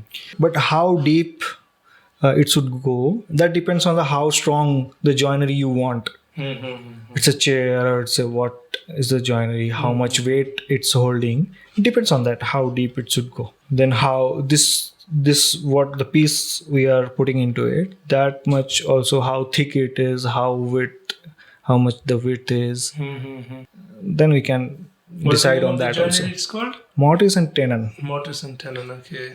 And what is other such joineries are there? Many, like half flap, full flap. So one more, if you are going to join this way, so 50% will remove from this, 50% we can remove from this, then we can join like this With the glue. with the glue. Okay. What more like we can do is like from the both side we can remove. Part Then of it. then from this one we'll remove from the center. Then it will go inside. So how do you decide which type of joinery to go with? I have also not Not. thought about. No, It comes with intuition, is it? yes, but like it's not about how we are selecting. It's like what should be the joint. Like the question is what should be the joint. So that's the thing. Like when you're joining this way, the weight is like the weight is coming like this, or the You see weight is where the coming. weight falls. It's going like this. One more important thing is glue. There are many different type of glue, right? Wood glue, like normally Fevicol used. In Fevicol also, Fevicol Marine, normal Fevicol is there. Then epoxy, the errorite, what we say errorite, the epoxy base glue. Then that quick glues, now we get that PUR or Fevicol Express that dries in 30 minutes, 1 hour. So all these glues also are different, and it made for different type Functions. of functions. For example, we made a center table, and there are 5 different type of joints. No, maybe 3 different type of glue are used in that 5 joints. You decide on the glue based on the weight. It is going Not to weight, carry. what kind of joint it is. Joint, and also what kind of weight it would sit on. I mean, tolerate or something. And no, too many other things also. Like how big the joinery is, how long the joinery is, like How much contact with the. how much contact, how much width of the joint is. For little example, if it's lengthy, like the wood joinery is like 1 feet or something, then naturally this wood has some movement, like it will expand or something like. So the Fevicol, what we get in wood glue, the wood glue is little like it's flexible. It will also expand with the wood. It will move with the wood. But if the width or the length of the joinery is not like 1-2 inches, so it will not move that much. In that case, you can use that epoxy glue. Is there a manual on glues then? Like, you are a new carpenter and so many glues, like looking at the glues only, one is confused. So, is there any reference material on the internet or in the books or somewhere? I will make a YouTube video. Yeah, I think that is useful for the... If you see my glue shelf, that's straight up there. Right. There are 6 glues there. There are 6 glues are there. Right. All are glues there. 1, 2, 3, 4, 5. It's really 6, difficult to explain 7 which type of glues goes where and where. It's like a manual, right? One should make a right manual. It's a nice material, nice content. Very useful content for carpenters, budding carpenters. So you didn't find yourself that content? No, I don't find. You should make one. I should make one, yes. And nail, do you recommend nails? I don't use nail. Why actually nail or screw, you are saying? Okay, one more thing. Yes. In joinery, any glue you use, it requires clamping. Clamping means? Clamping means you have to support that. You have to press like compress and hold. For some time. Not for some time. For the glue you have used, so every glue has different dry time. Oh, okay. For Fevicol, if you're using, it will take 12 hours to dry. For Arrowite epoxy glue, I'm saying it will take 15 to 24 hours to dry fully. That means if I dip my finger on a glue and keep it in contact, so if the dry time is 3 seconds, after 3 seconds, it's difficult to remove. Before 3 seconds, it's easier. Okay, that's dry time. Dry time. Okay. So every glue has a different dry time. So you have to clamp that piece for that time. And clamp it in a certain direction. Yes, for certain direction, the force. But what happens, if you are doing hundreds of joints, you should have hundreds of clamps and you have to leave it for overnight, 100 of pieces. That is also a step in the process. That's the shortcut. So that's the shortcut. Other mass production. Technique. Okay. So what happens if I am joining this? I will apply glue. I will put a nail and done. That's a shortcut. That's a shortcut. So, which furniture would be stronger? Furniture with the nail or furniture with just glue? Obviously, that clamp one. Clamped one. Because that glue is designed for requiring that clamp. For example, if you are joining this, okay, if you used glue and nail, that nail, what the nail is doing? Nail is just holding this both pieces at the same place. It's not falling. Just not falling up there. It's not giving that pressure, that clamping pressure. So how hard you are. For example, if you use a glue, if you hold it, you are pressing, right? Right. If you don't press, that pressure will matter how strong the. These are the places where you can take shortcuts. What I'm saying. Because it requires patience. It requires a lot of patience in the furniture. That's why it takes time. If it's properly, if you want to build a piece of furniture. Joinery consumes most of the time. In terms of mental work. Like for example, today Monday morning, I came in the workshop. Okay, so what is the next step is joinery. I joined it. I clamped it. Then what? I have to leave it for 12 hours. 12 hours. Okay, dry time is 12 hours. Dry time is, for example, if it's 12 hours, I have to leave it for 12 hours for chair. It's not like a single joint is there. Right. For a single chair, there are 10 to 15 joints. There are 15 joints in this chair. Like how many joints? 1, 2, 3, 4, 5, 6, 7, 8. Yeah, 10, 20 joints are there. And every joint, if Requires its you own clamping, and it's not like everything you can't glue it together. It's a one by one. Okay. It's a step by step process. Simultaneously can't glue. It's a step by step, and clamps are never like enough. If you have 20, 50, 100, never enough. There you see all the clamps are there. That stayed, that pipe one. Below that also you have clamps. The clamps are never enough. If you have that, every month, every second month I order clamps, new clamps. Okay. How much each clamp cost? So these are that also quality. Quality. So many variations. So many. How much pressure it can provide, and that's so the best brand in the world for clamps is Bessie. I think it's German based. I think it's Bessie clamp. That Bessie pipe Why clamps. you go with the Bessie always? The best. That was the best. So that cost I think 4,000-5,000 or 6,000 each. A clamp. A stand. One clamp. Just that set, like not the pipe. Just the red ones. Just the red ones. That's 4,000-5,000 My God. each. Just a pair of it. This little F clamps you have below there. That also costs 1,500-2,000 rupees per clamp. And they can provide different pressure. Yes. So clamp also you have F clamp, pipe clamp, parallel clamp, quick clamps. For each functions. For each joints. Is joinery the difficult part of making a furniture? Not because one or two type of joinery you learn and done. Like 10-20 types of joinery, and which joinery is for what, it's a different. It comes with experience.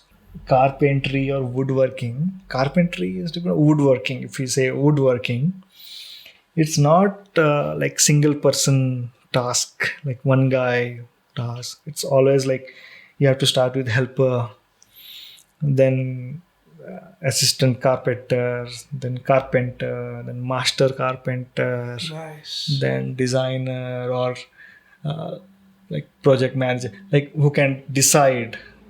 Someone will be there for decide which joinery.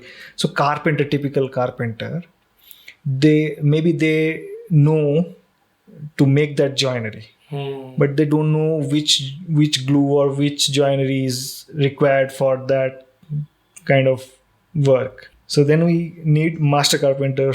Someone will be planning, more experienced. Then carpenter. See, carpenters, you say I want this, they will do.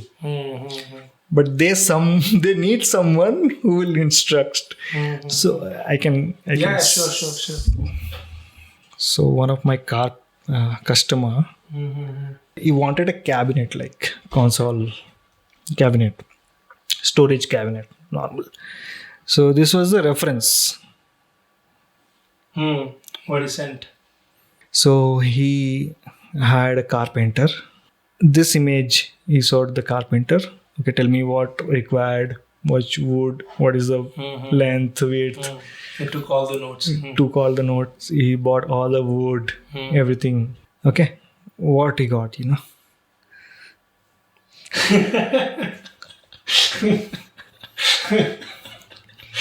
all this teak wood.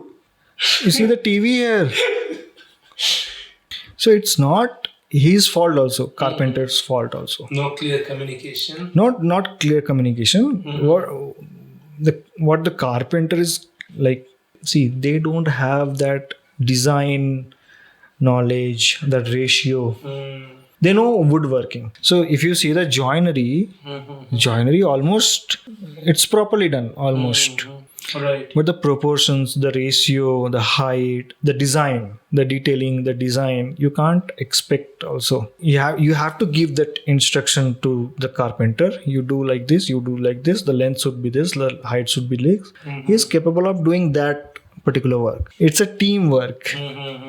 So designer, then master carpenter, then carpenter need help, so assistant carpenter to then modify. Came to you to do that. He gave this piece like what we can do with a minimum. They already spent the money on this thing, teak wood and everything. They already spent. So again, with minimum budget, they wanted to modify to using the same material and to make it usable. Then we tried and made this one.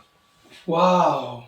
With the same material. Almost same material. This leg, it was totally new. That's all. But the cabinets were all the same, huh? The box was same. The box was same. We can't use this cane again. So the cane, the shutters, only minimum. This is good work.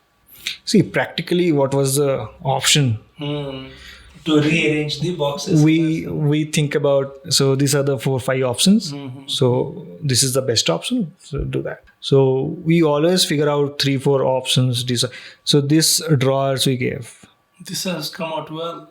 From this customer, this was the first thing. After this was your portfolio project for him. For him, it was the first. After that, he gave almost everything: the dining table, chairs. Nice. So this was, I think, this table. This is solid wood. This was rubber wood. That is rubber wood. So we bought the rubber wood seat, right? 8 feet by 4 feet, 1 inch thick, 22-23 mm thickness we get.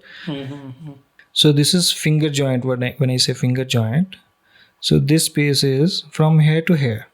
It's a small piece of wood, right? So again, it's a different piece. Then this is a different piece. You have to join the finger joints again. Yes. Okay. So they are joining in factory, in mass production. Then we get it in this form, like 8 feet by 4 feet, 1 inch thickness. Then where I'm starting this project, it's easy. I'm already starting from here. Otherwise, we had to cut that wood, again planing, then gluing. That's why rubber that we popular. Can skip. Rubber, it got popular recently for this reason. It's easy to start with. Quickly you can finish. So this is the top.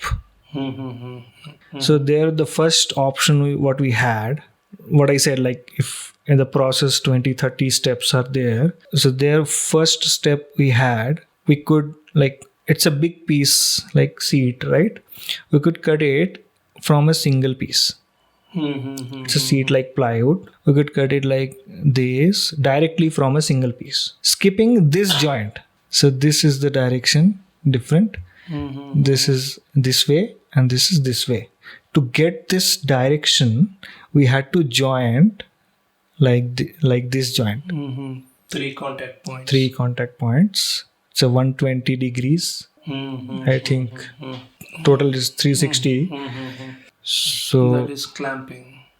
So this way, this is the first joint. So this is the clamping, what I was saying.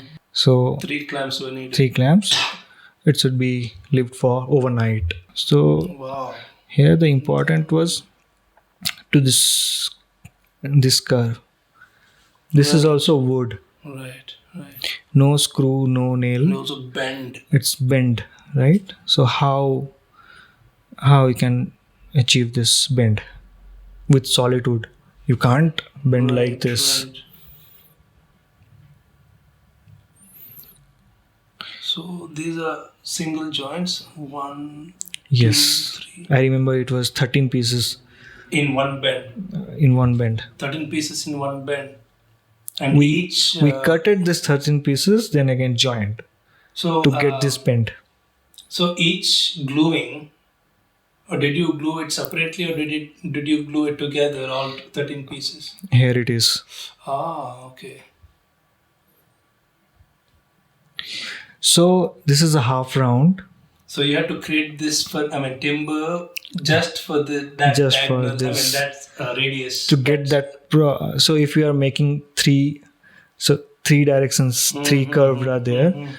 So we'll use this jig. This is called jig. We have to make almost for every project. Customized jig. With the different to get curvature. The same curvature in that 3 pieces. If we just glue it, so 3 pieces will be all different. Like one is 9 inches, one is little more than 9 inches, and little. To get that same exact. The same wood length, wood width, is required. So for all. That you got to know in the CAD, is it? No, it's a basic math. Wow. So it's a So half too much, round. yeah. It's a half round. Half round means 180 degrees. How many joints are But there? how do you decide the width of each? No, wow, that's crazy for beginner to understand. There are websites like this. No, that's why we'll go into that. I No, was just there are praising that. there are websites like this. Oh, okay. You can put how many pieces, how length it is, what is the radius. Then it will give you the measurements, Nice. the angle. Nice. It's always open there. YouTube. No, it's a website. Nice. blocklayer.com. Big shout out. Big shout out. It's always open air. Nice. Okay. So Interesting. if you count it, 1, 2, 3, 4, 5, 6, 7, 8, 9, 10, 11, 12, 13 joints are there, right? So this is half round, means 180 degrees. So 180 degree divided by 13. Hmm. You will get this calculation.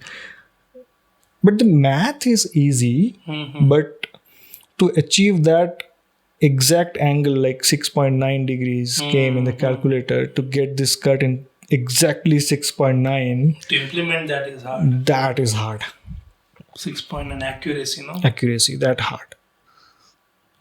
Otherwise, what will happen? Oh, that too. What is the length of the? It was almost 2 feet. Oh, do you have to maintain that angle for the throughout the length? Right? Yes. Wow. Here we are cutting this angle.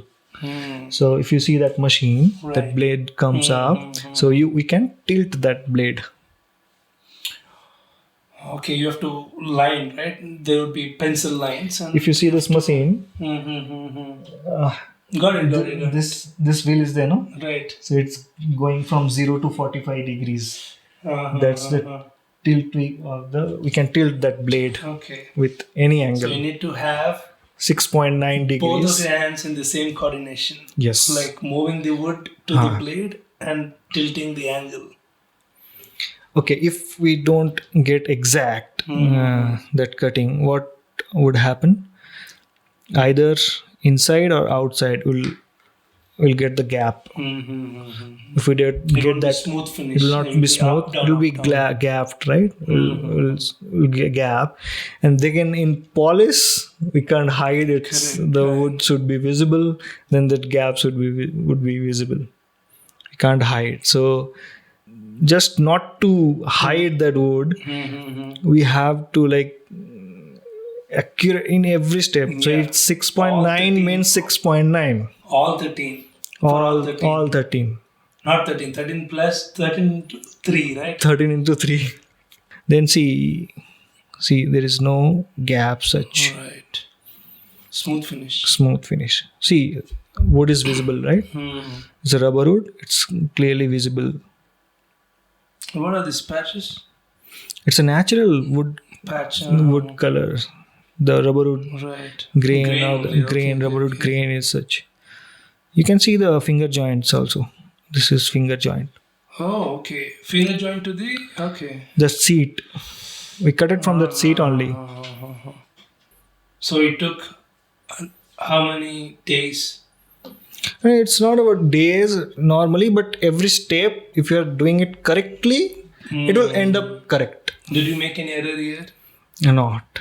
Accurately. There is no chance of error. If any step we do the error, it will be visible. But you have to waste the wood again and do wood wastage would Yes. be there, no? So we need 13 pieces we cut. We have to cut 15 or 16 pieces. So if something happens with 1 or 2 pieces, we always have that extra. That means you can't straight away claim a fixed budget for the client, right? Because you're not counting errors here. But we have to give the budget or price. Approximation. Final Accurate price. budget. Accurate price. So if you make a mistake, that's on you. It's You on have me. to It's a okay. business. Right. Wow. Sometimes you lose, sometimes you win. How much can I ask the budget of this? Particular this was 65 or something. And delivered within a month? Within a month. Within a month, but in that, so what I said, it's a whole process. design, Right. then deciding Execution. all execution. I'm curious to client sent you a reference picture. So how much time did it went on to designing, thinking the design plan? Would you say 30%? This one you saying? Yeah. How much time in percentage wise would went into design? What happens? Process. So what happens? For example, we have 1 month of time to deliver this one. Mm-hmm. So maybe we'll start this project on the second or third week, Yeah. just before the delivery. Planning is 80%. So before 80% is planning, and it's not like I'm only doing that planning sitting. We are working on another different other project. Other project in between. When you're sleeping also, you're thinking about that joinery. Next day, what is there? If you think how strong that curve is. What did you do to test it? Oh my God. I threw it from... Okay. No screw, no nail, nothing, only glue, joinery. That is an art. I'm standing on that. That's curved 180 degrees circle. Wow. 13 different pieces. Nice. You can't even see the joints. Beautiful. It's not a rocket science. It's a step-by-step process, and in every step, patience. And in every step, if you do it correctly, accurately, then you will get the results at the end. No shortcuts. No shortcuts. It was a center table. It's a solid. I love this design. Solid wood. Sometimes to get a small detail, you have to work like a lot to get a small thing. What do you mean by which detail you refer here? This round in the corner, no? To get that shape, and these are the drawers. Oh, you have to play with the curvature here also. This curvature. Inside also, outside also. Inside also, outside also, both sides. In the center, nothing is there. Like you can't see anything. So. So this is beechwood, and the strip was walnut or something. Just to get that extra look, that line inlay kind of.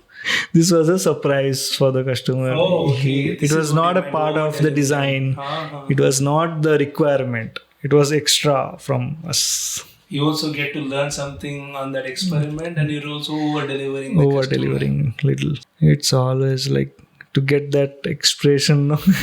I always do that. Even that is different. So many joineries, but it is joined through threads. Oh my God, this was... What is that actually? It's a shoe rack? Huh? Not shoe rack. It was storage cabinet. Half was for bar unit, half for something else. That's why we added this lighting, backlight. It was interesting. So every strip is different. It's a bar, brass. Oh, okay. Wow, that's a craft. Not glued, nothing. Nice. TV set. It's a TV cabinet. This was for Master Chef Manu Chandra. How did you get that color though? It's a coating. No, it's PU, colored PU. And that's electronic. The Electronics, mechanical, the TV for the TV. And is it difficult to integrate mechanical with the wooden, electronic, anything? No, you have to design that way. Like what it's is an the added challenge, integrating electronics into the wooden parts. So what is the size of that? That structure, mechanical structure.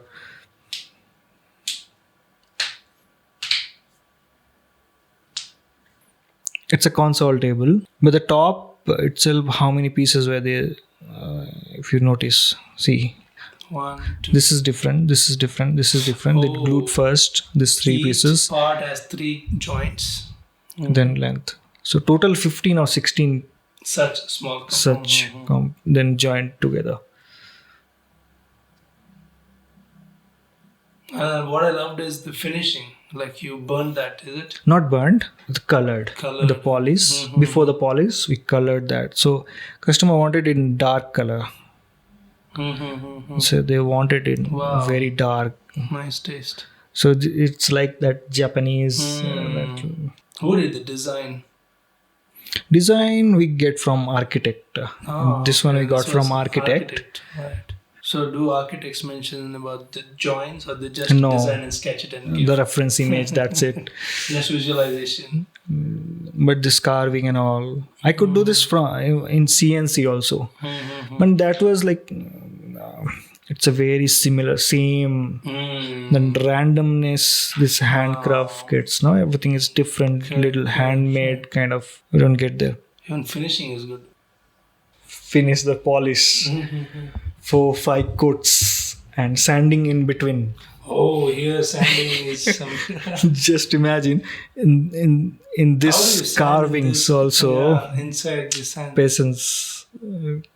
For each hole you have to sand. Oh my God. Otherwise, you can't get this finish.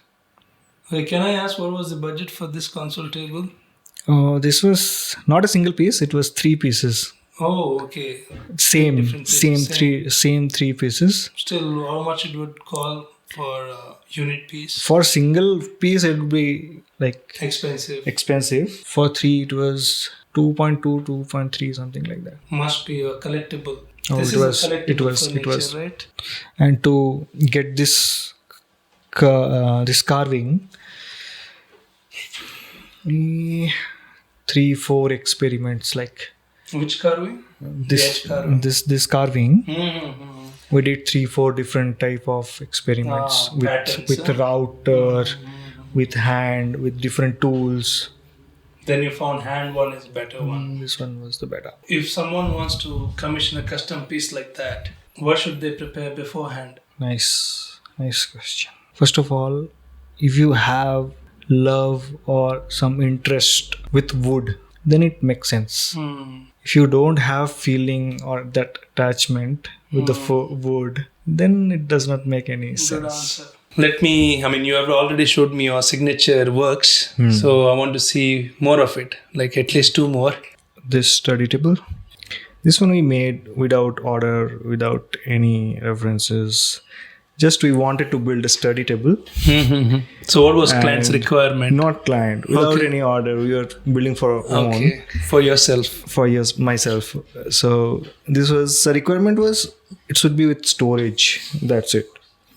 The functionality is just storage. Functionality is storage. This one is called like tambour sliding door. So sliding tambour door. Those ones with the train kind of thing. Yes. So we selected because we thought it was challenging. Like it's not that easy. It should be perfectly made. That gaps, that sliding should be smooth, and it would look good. We thought. It's very nice to watch visually when Yes. those furniture doors. No. Yeah. We started with the drawing. So it's a CAD drawing, just to get the right measurements, angles, before we build. Actually, we almost do for all the projects. We make a 3D version of it, and to get the 2D drawings. Got it. So when you're working on that, we don't have to think about measurements, how long it will be, where the joinery will come, all of that thing. So it's Just look wise how it looks. wise. Also, we can see how it will look after it finished. So color also, we can see which color it will look. So we start with drawings.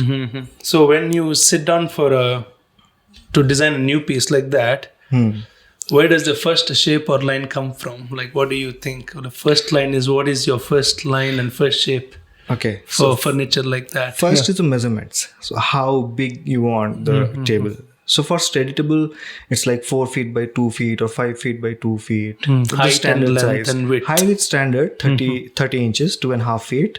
As same as your any other table, dining table, it's also 2.5 feet. So more important measurement is length and width. And width.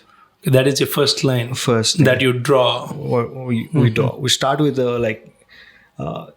if so this table it's 2.5, it's a little less than 2.5. So for study table, for studying and all, 2 feet is enough. Sometimes it's 26 inches or 27 inches, but most of the time it's 2 feet, 24 inches.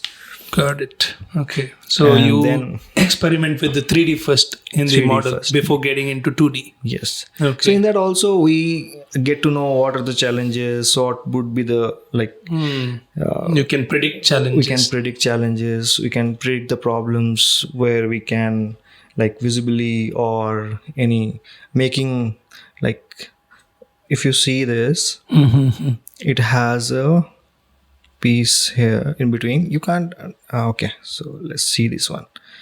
For example, this space, so how long this support piece would be. So all of these we can figure out in the 3D.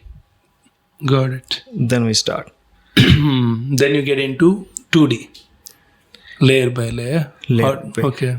Okay, so when you're making 3D, the 2D we print out. So for the printout or for the reference, we make that 2D. That's for the drawing and the measurements where it is. 2D is for individual parts, right? Individual parts. The For every cross single parts. section. Yes. So it's that is what you call detailing. Detailing, Like yes. detail of the. that's actually easy for us too.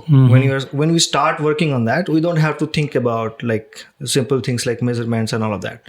Straight out we can cut the things and all of that. But where would joinery come? Where would the hole fit in? Yes. Those comes in 3D. I mean 2D, no? The 2D, measurements. yes, we got that. We get all of that in 2D. We make in 3D, then we just to get the details like measurements and all, it's in 2D. Got it. 2D, but we get the 2D in different angles, like from top view, front view, Cross section. cross sections and all of that. So do you have a? Do you go with the blueprint? Like, do you prepare a white paper of each? Making a project like that. Do you have a white paper? White paper in a sense, digital document where it has a description for all parts, and where you make a diagram. So we get the diagrams. For example, this table, if it has 4 or 5 components or 6 components, so we'll have 6 pages. Do you have a diagram for this one in your folder? Just want to see how it looks like. I will check it. Okay. I will check it. I will, If it yeah. has, yes. Cool. Yes. So this is your 2D Design part. picture and Yes. design. Okay. The Also, design one of more thing, when we make the 2D, 3D, the whole process, the making process, we almost get in our mind, like steps. So steps are also important. It's a step-by-step process. So what first we'll start, then what we need to do, then after that what comes. the real making Real of the making of steps, you things. mean? So we almost get the process in our mind. So when you're working on the 2D, 3D, then the process is easy. So when we start the work, it's like already we have done in You're our just mind. materializing it here. Materializing. So So- it feels like we already have done it before. Correct. That's nice. How far you have to plan when you do, when you do a furniture? You plan everything 100%. No. So you do you change a bit of that plan when you're making that furniture? Almost every project we make changes in the process. But at least we have 30-40% of the process we have in our mind, then we can start. See, this 2D, 3D, it's for 20 or 30% of the work. When you start the work, up to 30% of the 40%, then we leave that 2D, 3D. Then we already have, it feels like we already have 2-3 times we have done it. So if we need to make any changes, then directly on the execution part, we make that changes in when we are working on that. So we don't need to then change the file. But what happens, when you start at that 2D, the 3D is like a concept. It's not 100% pro final. But when you finish the product, then we have to make changes in the 3D version to keep the reference for the next project. Got it. If you are thinking of scaling it, building that product again and again, Yes. then you need a finalized Yes. end-to-end detailing. I mean, the 3D, right? In design, to make the 3D, The purpose is to get that right ratio and a lot. So how long, width wise, how that this thickness, this height, how much it should be. Like for example, this thing is about 6 inches. So how we decide it should be 6 inches? For example, this is 4 feet length. So if this table was 5 feet or 6 feet, then maybe that 6 inches we have to increase to 7 or 8. Got it. That's why we make that 3D to get that right ratio look wise. Correct. And you keep that as the main reference for every other part. Yes. Okay. Maybe it's not for the process. Process would be same. To just get the right measurements. Like if it's 4 feet, then height should be 6 inches. Maybe if it's 5 feet, then it should be 7 inches. Also, if we make it too thick, like 8-9 inches or something, so when you sit, your leg will touch here below. Because the height we can't increase. The height is standard 30 inches, 2.5 feet. So when you're sitting here, so if this thing if you make too thick, like 8-9 inches or something, then your leg will not go below this table. So all of that things. Let me see the detailing there. Okay. So what's there in the detailing? So yeah, walk me through the detailing. Okay. So this is, so first of all, this round. Curvature. This edge curvature. We when it's sliding, so we can't keep it soft and then it will not work smoothly. So that's why we have to make it round here, the curvature. Then for this kind of temboard door, we have to give a support below, like it's between the top and the bottom piece. You have to give some support pieces to keep that gap consistent from back to front. It should be same. Otherwise, the sliding will not work properly. So that thing, how long that should be from here to here, you can see. So this measurement will get how long it is from here to this one also. Okay, those are the supporting stands. Yes.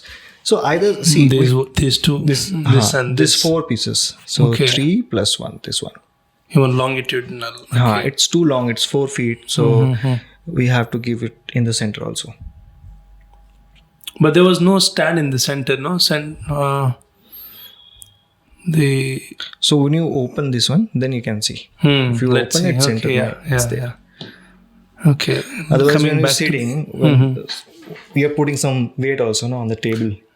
Then it will bend. It will not be steady. That center support is supported, with the two lines which are running parallel to support, the center support. Yes. Is supported by these two. All are same height. All these 4 pieces are same height. So all the pieces will support. Got it. Okay. Any other detail? Curvature, support details. Yes. Then this groove, this sliding groove. It's like a railing. It's like a railing. So what's the specification of the groove? Yes. In millimeter? In millimeter. It's 4 mm, I think. 4 mm. It was 4 mm. But we can make it like 5 mm, 6 mm. If that sliding we are making it's too thick, then you have to make that groove little So if bigger. you make that 4 mm, what should be the specification for the wooden part, which are moving? Would that be also 4 mm or just a 3.9 or something? No, it's more than 4 mm. How can it move then through that railing? Through that groove? So for that we are it's not a straight piece. We are making a groove. Okay. So it's like a groove. The total it's 10 mm. Then only the 4 mm is going into the groove. Then 4 mm is on the outside. Okay, Otherwise, when you see from the front, you can see the groove also. To hide the groove, we are doing Do you have that detail of that? Yes. So here it is. Okay. So in that case, that groove will not be visible. Otherwise, the groove will, we can see the How groove. much is the specification of the base part? Yeah. So it was, we made it with birch ply. So it was 2-part, so 2 ply glued together. Both are like 4 mm plus 4 mm. But if the groove is 4 mm, we have to make this part 3 mm or 3 so. mm. Okay. If both the pieces are 4 mm, then it will not work properly. Yeah. That's why I wanted to know, like, how much gap you keep between that. What is the difference between 1 mm difference? So we start with like 4 mm, 4 mm. If it's not working, then again we remove 0.5 mm. Then again try. So if you it's have to experiment on the friction. If it's not working, again remove 0.5 mm or so. Like Interesting. Okay, let's go back to the drawing then. Okay, grooves, curves, support. And then what are the details? So this was not solid wood. This was ply, birch ply. Even the base. No, just the sliding part. Thing. Okay. So when we are cutting a birch ply or any other ply, we get the chipping problem. So when you're cutting, so this edge will not be like smooth cut. You might get some chipping. So for that, you can see it's a tape, like Abro tape. So we are putting a tape, then we are cutting. So the chipping will not come out. Chip would not come. And what's that process? This cutting. Okay, this is sliding. So this is, all the pieces are separate pieces. It's a normal cloth, not normal cloth. It's a like fabric, any fabric that should be strong. So that fabric only holding all these pieces. Okay, so you have to to get that flexible thing. So these pieces are separate pieces. Okay. So in this case, I think I remember it was 100 separate pieces. Both sides, like 100 plus 100, 200 different pieces. So much patience. So much pieces.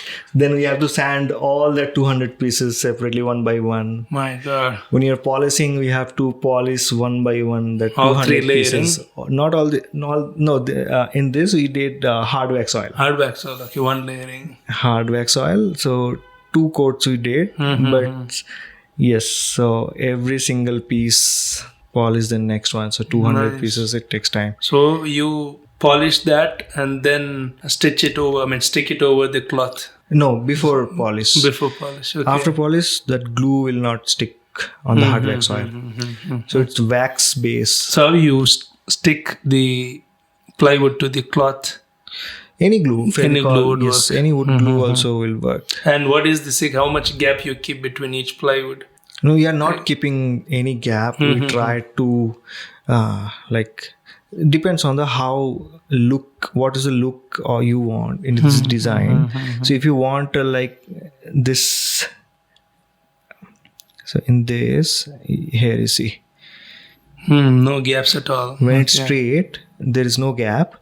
When it's turning, then you can see the gap. Nice. I mean, I've seen videos of those furnitures, like sliding, and I've kind of wondered, like, I didn't know cloth is involved.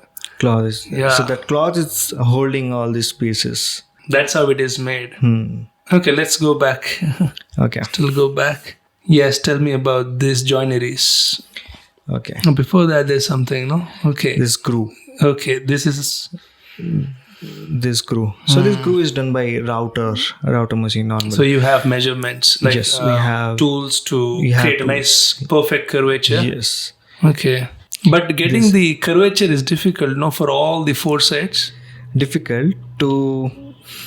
Yes. So this is a step, like for only for this groove, we have 2-3 options to execute. So always, like in every step, like we have multiple options. So we have to choose which one is good for us, or to get how much accurately you want to do it. Based on that, we select.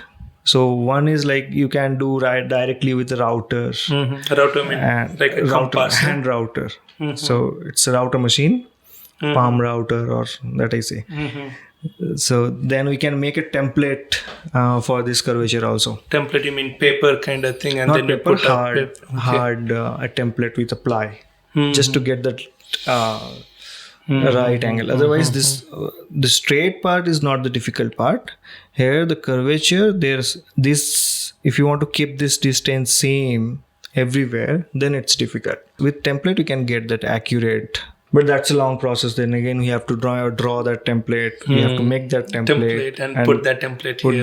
But if we are making for only for one time, then the template is also for the one time. Correct. If you are keep on doing it, template is the best option. Which is another path for the CNC. We can do CNC. Okay. It'll be easy. But in that case, also we have to make that CNC file and run it. For like a small. Like for one quantity, the router is the best option. Right. If we have quantity like 5-10 pieces all together, then CNC would be easy. For one piece, it would be expensive. Not expensive. It will more time. No, is it? You have to like make that 3D file, not 3D file, CNC file, G code and all you have to make. It has a separate file of its own. Okay, CNC. Okay. Then you have to clamp that this part on the CNC machine, the right position. For that also you have to make jigs and all. Okay. Got it. So for this routering was good option. Routering is a basic router machine. Just you have to careful, like you can't go wrong. If you go wrong, then the space is wasted. Okay, what's next? Then gluing that support pieces. For that we use dowels. These are wood joineries. What happens if for strength, for durability, this glue is enough. Then why did you choose these wood joints here? Yes. So what happens if you like when you put glue on it, when you clamp on it, so it will move, like it will slide. Which one? This piece, huh? This piece. Because glue will not make the friction, so it will move from the line where you want to join. When you're clamping without any like dowel. So dowels is for the strength also and for to hold this piece at the right place. You wanna when clamping. Okay, when you clamp, it moves. It moves. It a little. Okay. Yes. It's like any glue. So it will remove the friction. So when you're clamping, it will move from the place. To hold at the right place, this dowel is the best option. Okay. Also, it increases the strength also. So to have accurate positioning, you chose dowels. Dowels. Okay. See, screw is easy. You can screw it also. You can hold at the right place. Then you can screw from the below.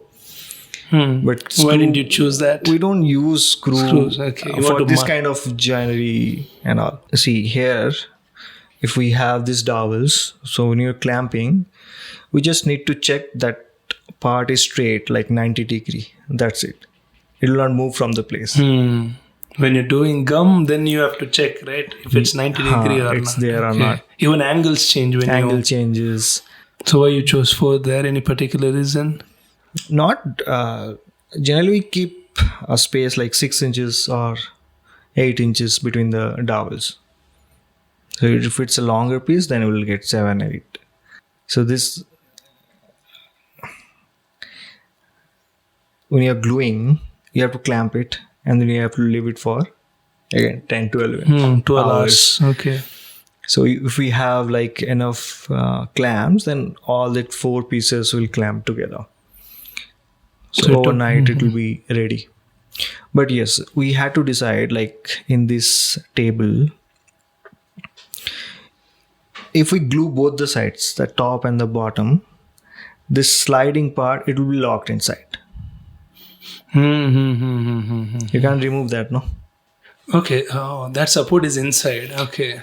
Because both side up and down, both side groove is there. It's going in the groove. Then the frame, if we glue it from the both side, you can't have the option to open it.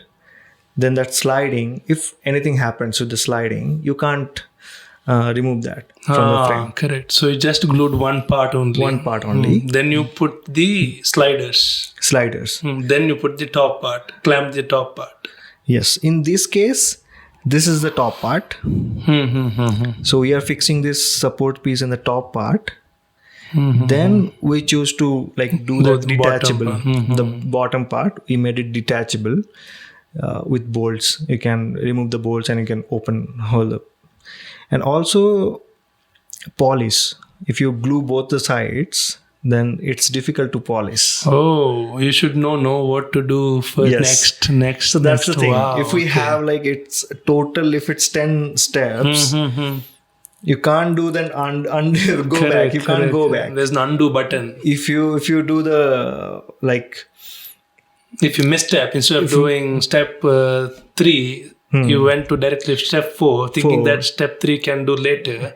You can't come back to step 3. can't no? come back. Okay. So you have to repeat the entire thing again. But then it like complicates the process like overall. So you have to think about the polish also when you're making the design. Correct. Okay. So when you do a CAD model, you don't just model it. You also think of every step. Every step in mind, it's like I'm already making that whole thing. You're computing without your knowledge. Without my knowledge, but I already processed all the the steps and everything in my mind before I start the work. Correct.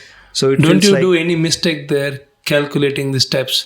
happens Like sometimes. you think, okay, this is right, and then happens, oh, I should have done this earlier than that, like something like To that. avoid that only, we are like 2-3 times we are thinking about this process. We are making the 3D, and it's not like today I made that 3D file and tomorrow I will start the work. I will keep some time. I will take some time to figure out I'm not making any mistake, right? Right. Where I can go wrong, So rethinking. we can say 70% planning, 30% execution. Yes. If the timeline is 30 days or something, so the planning itself, it's taking 15 days or 20 days. The making is just the 1 week or Right. so. So you choose to do the top part first, and this is then the you top. join the support frame, and then you put that moving frame Yes. to the top part. Yes. Okay. The bottom part was detachable. With bolts, you can open the bolts and you can detach the whole thing. It's also easy to do the polish. Whatever you're doing, spray or hard wax. And also it was not for any customer. So that hard wax oil, we wanted to try. Like we wanted to experiment with. So you wanted to experiment everything, the type of furniture and type of polishing, type of finishing. Polish is a big part in furniture or any woodworking. What are such furnitures called? Like the moving furnitures. It's a kind of new trend, no? No, is there any name for such furniture? Like this with that sliding- component, sliding This component. it's sliding timber door. Sliding timber door. Okay. Okay, how did you went with the slider then? Oh, slider was easy, but it's long Time process, consuming. consuming. Example, 200 pieces. And also, yes, how did I decide the width? Correct. That's also, That's also a point.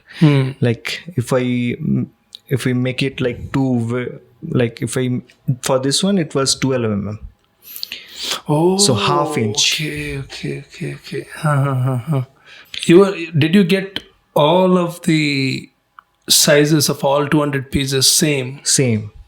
So that means you should, when you add all the 200 pieces, you should get the circumference of that table. No, should be exactly equal to, Yes. right? Yes. Also, see this. It depends on this curvature. How big this curvature is. Correct. Then you can decide the width. Like it should be half inch or less than half inch or that. Well, what is the calculation there? How do you turn that curvature into size of that sliding piece? Smaller, any formula? Smaller, it's better. Like you Right. can't go wrong with the smaller, like 10 mm, 12 mm. Correct. If it's more than that, then we have to make a sample. You have to check it's working or not. 12 mm is safest one. 10, 12 mm is fine. Also, Nice. what look you want, like this lines you can see. Here. So it's 12 mm. You can see this line. There is a gap. Correct. So if I used 1 inch or more than 12 mm, this gap will be bigger. Look also changes. Look also changes. You have that furniture here. Oh, it's at home. No, it Sold out? Later it sold out. Oh, nice. How much for, can I ask? This was for 4 feet by 2 feet. It's 45,000. But depends on the wood, the material you are using. So this what was material? rubber wood and all. So if we use like beech wood, white ash, or then it will cost more. Got it. Nice. So this rubber wood seat, as I said, we get in like ready, joint, sanded already. So we can Time saved. Yes. And then this detailing, this is good. How you put the handles on the sliding pieces? Oh, just the gum joint, huh? This is a gum joint. From inside, a dowel we added.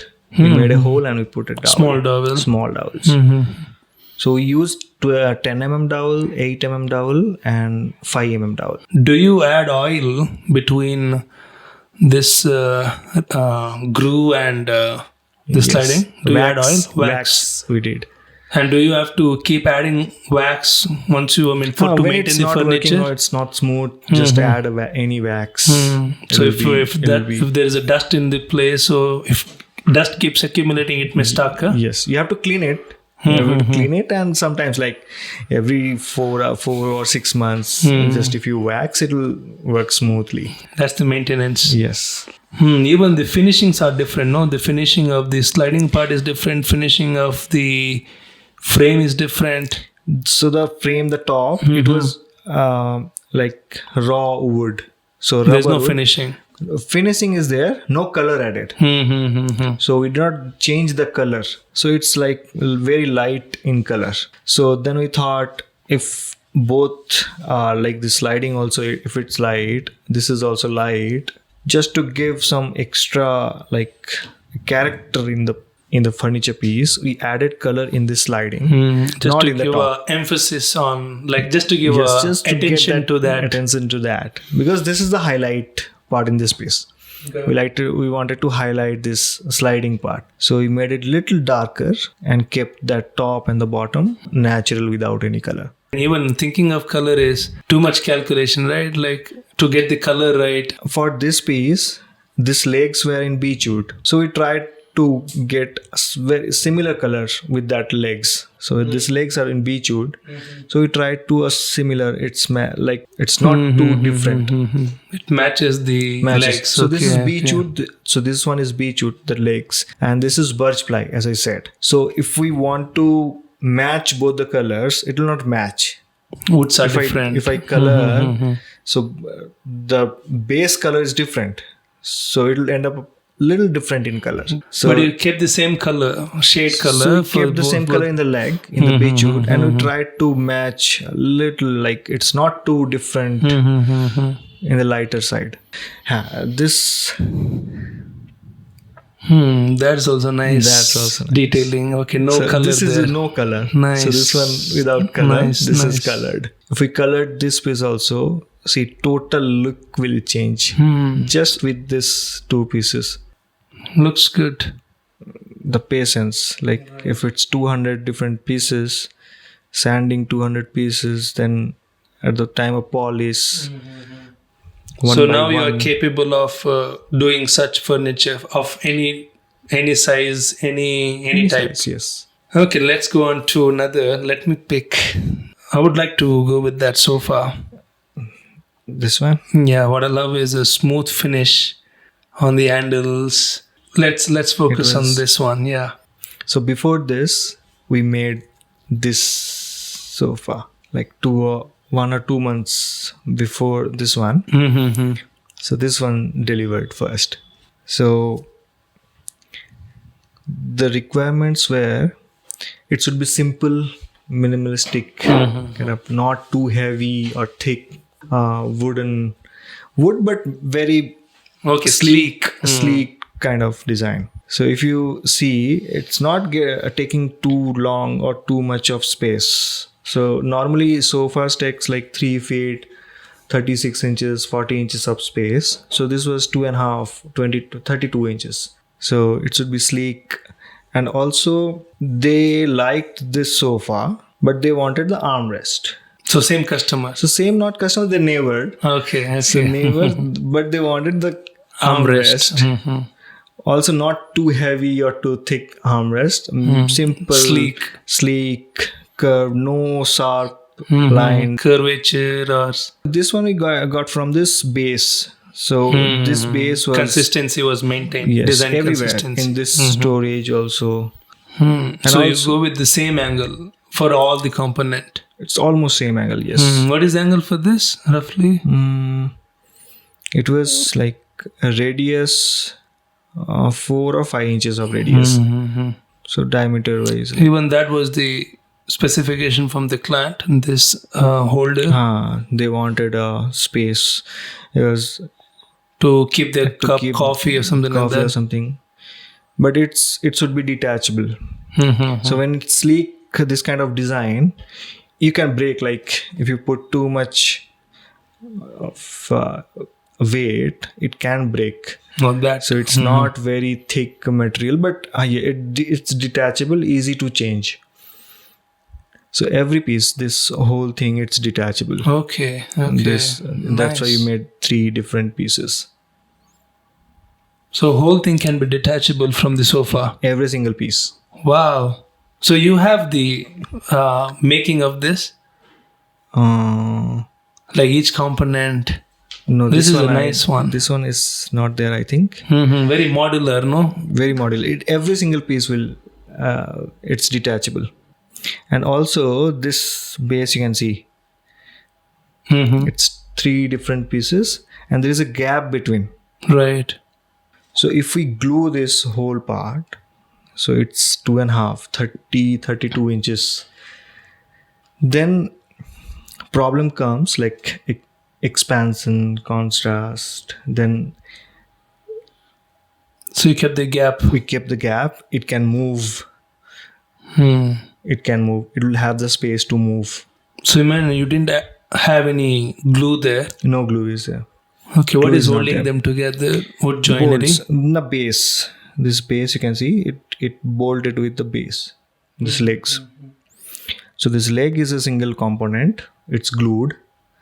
Other than that, every single part is detachable. This backrest, this armrest, this storage, everything.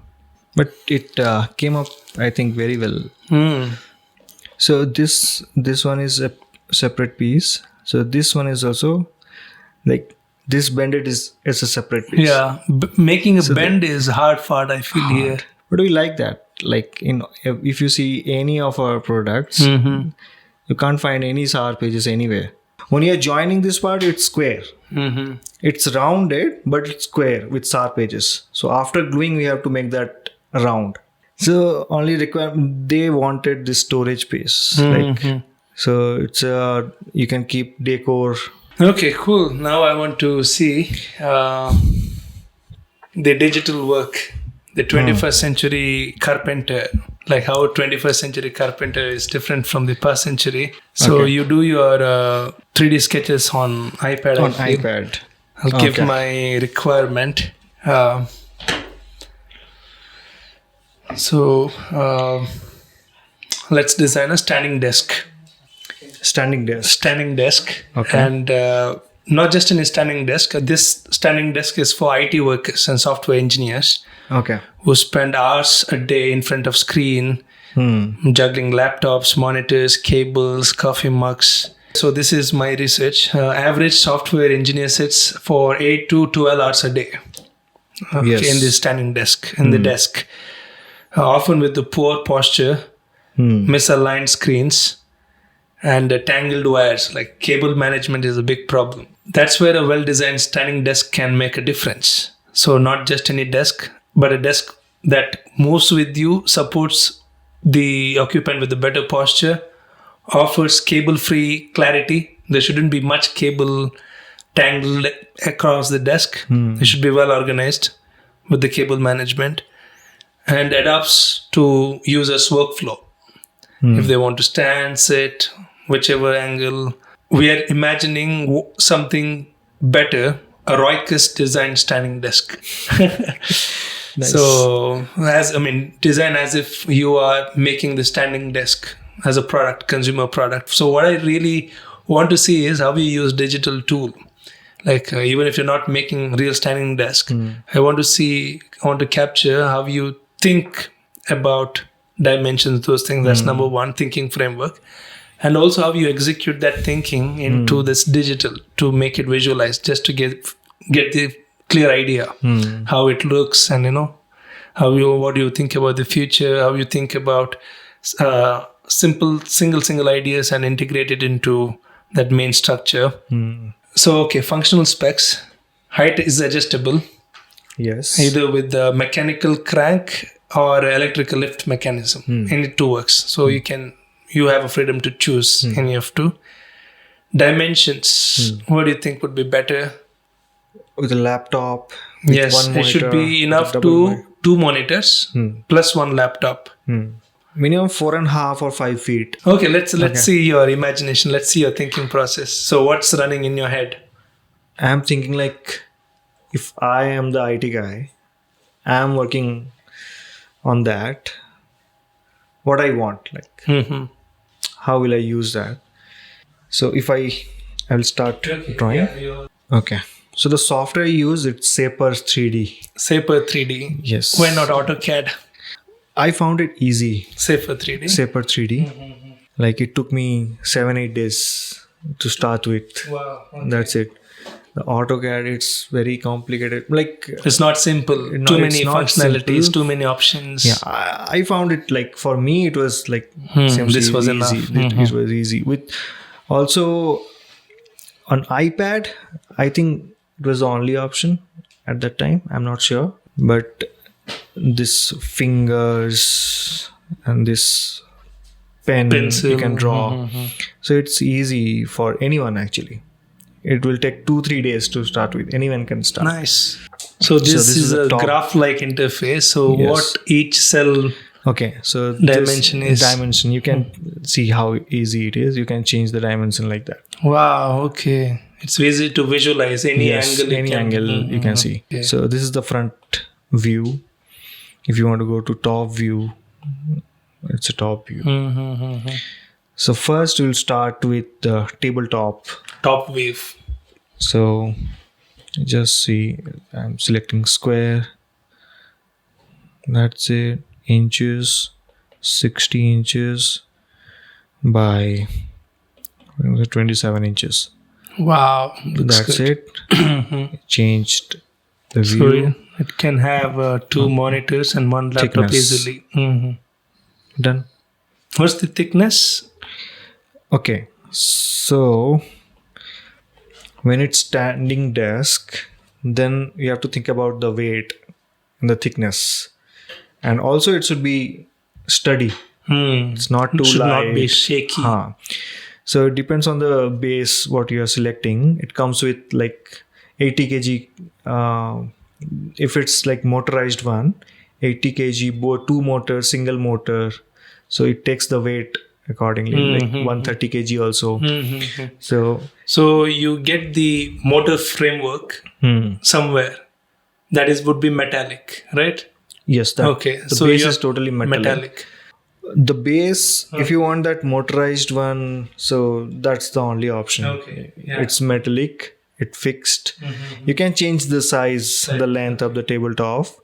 You can change it, but other than that, everything is like metal. You can select the color Of the metal. Nice. But the tabletop we can make, or we can design. We can select any other products. But yes, this thickness, if it's like 1.5, so I think 1.25 is fine.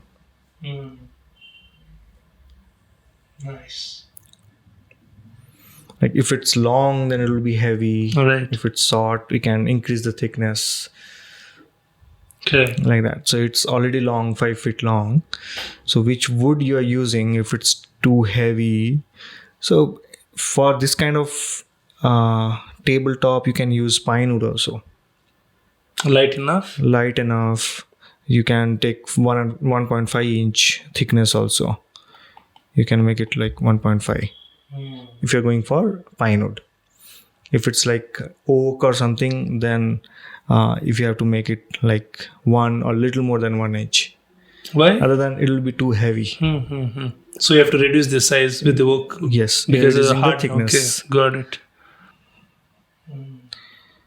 So for this type of dimension, I think 1.25, what comes 35 or for 40 mm, like 30 mm something. See, you can select inches or centimeter. 31.75 mm.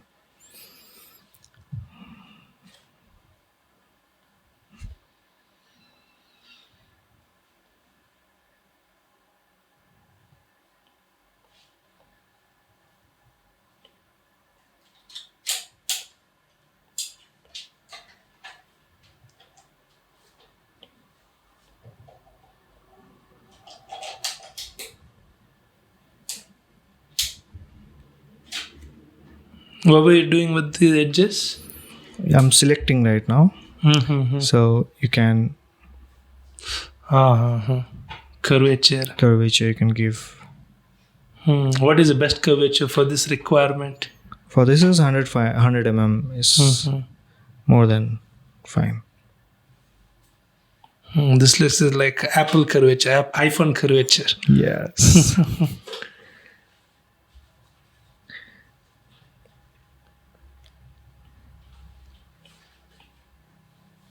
So this saw page, if you're using like that, it should be smooth and round. Oh, the edges should be smooth. Yes. Okay, there also curvature There comes. is a curvature. You can give 4 mm or 6 mm, anything. Nice. That's nice detail. For both the sides. For both the sides, yes. Nice. So with woodworking, the SAR page, when we are almost every time we make it round, right? Right. It's for one more reason. It's for polish also. So when you're spraying any polish or doing any polish, if it's SAR page, so after some time, like it will go. If it's a sharp, or it will not take that material at the sharp edge. So it will lose its color in the edges. Not color, that polish will go. It's PU or anything, this polish will It go will if peel the off. sharp edge. It will peel off, it will go. So in the round, it That's will one take more reason why one you more make reason. it curve. Yes. Okay. Nice. Okay. So the tabletop is done. Okay, for IT guys, now for this kind of table, what I would suggest, the tabletop is separate. Then every other thing that you want, like that wireless charger, you can add in this tabletop. For example, if you're sitting like that, so this will be the best place for the charger, right? From the bottom,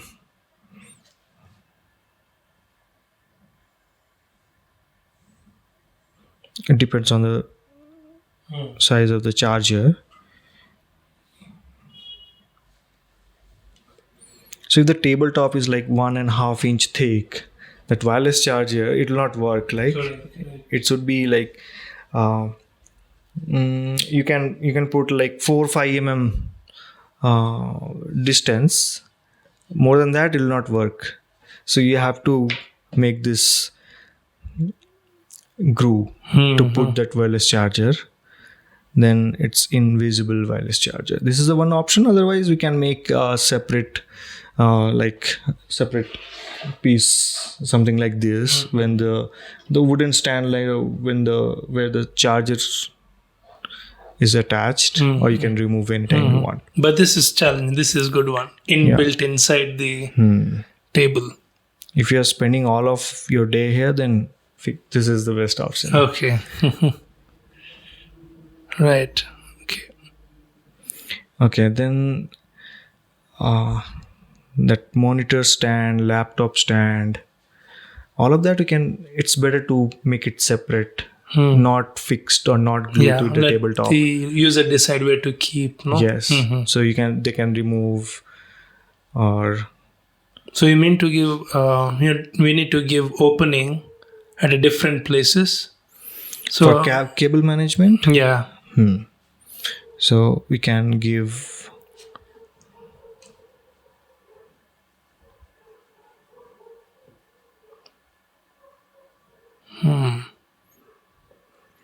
One at the center. anywhere. Center one is that- enough, you mean? For all three, okay. So mainly for the monitors, like monitor cables will go from the back of the monitor, and below here we can make that cable management, all of that stuff. Extension wires Extension wires below the table. below the table, yes. Or one or more option is there. So if you are using a monitor stand, so it will be like, okay, let me draw that too.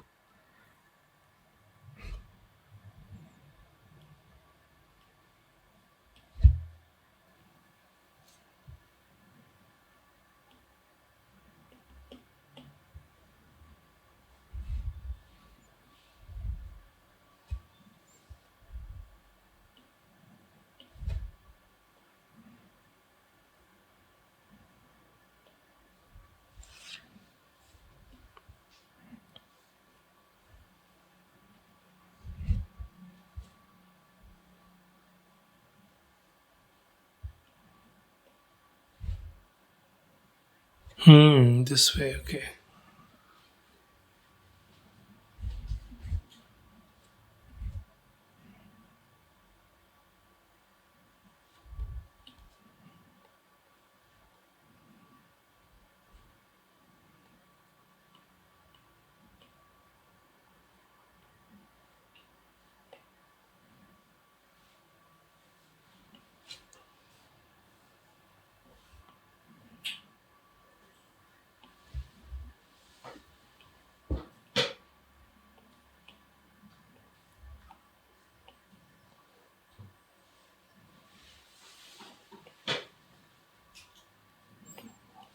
This is just an example.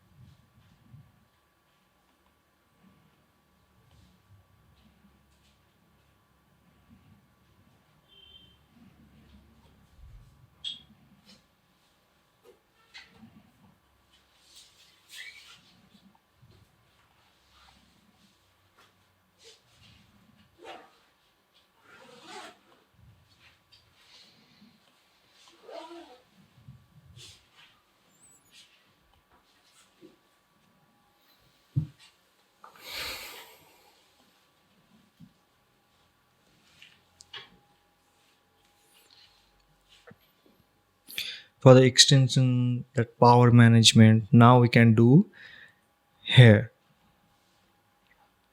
on the top, not below. If we are using a monitor stand, so you have a space under this monitor stand So you mean that space can be used for for extension cable? extension cables, Oh. power plugs, for chargers or anything. It's too easy to access, like Correct. if you want to plug in the fixed, which are like for power for monitors and all that, that we can manage under the table. So monitor is placed here on top of this monitor table. Yes, if Okay. it's two monitors, so it should belong.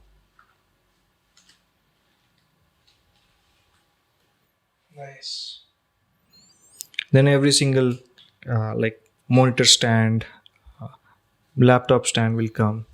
That headphone Hanger hanger that below will the table. come. Any side that come we can do.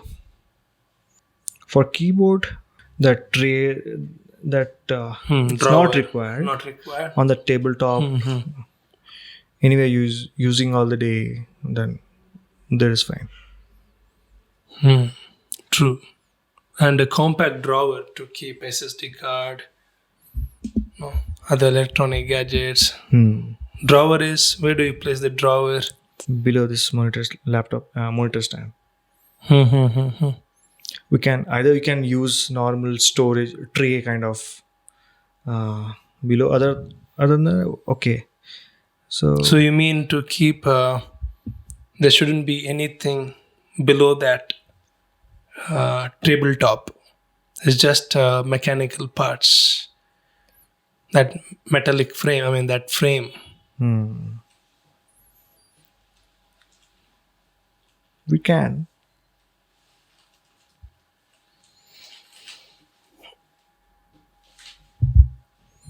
Small hanging drawers we can make below the tabletop. But the depth will not come. Like we can't make a very big storage kind of. It will be small storage area for small kind of for cards and all. It's fine. We can make that Something like a secret chamber. secret chamber. Yeah. But anyway, that motorized that base is there, so we have to consider that dimensions Right. and Is it measurements possible of to that. get that base here in the sketch? Okay, that's It's available. Any drawings are available. it's very like single leg below base like that. It's straightforward, very simple design.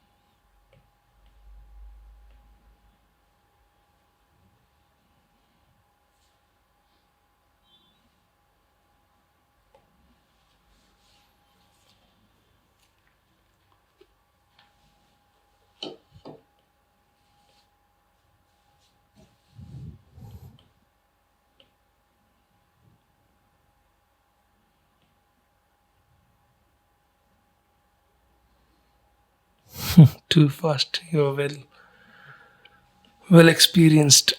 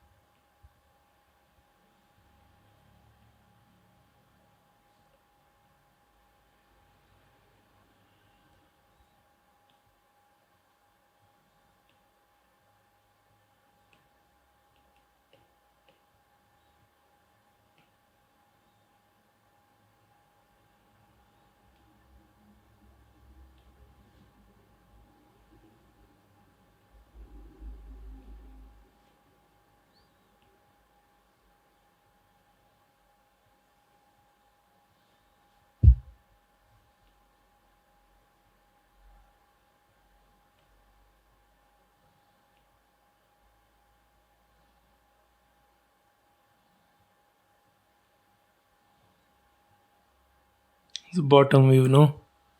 Hmm. Okay.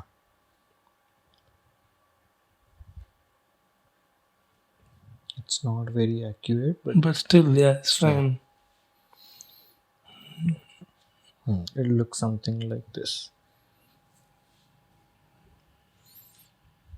Nice. So let's focus on any other detail is missing. Uh,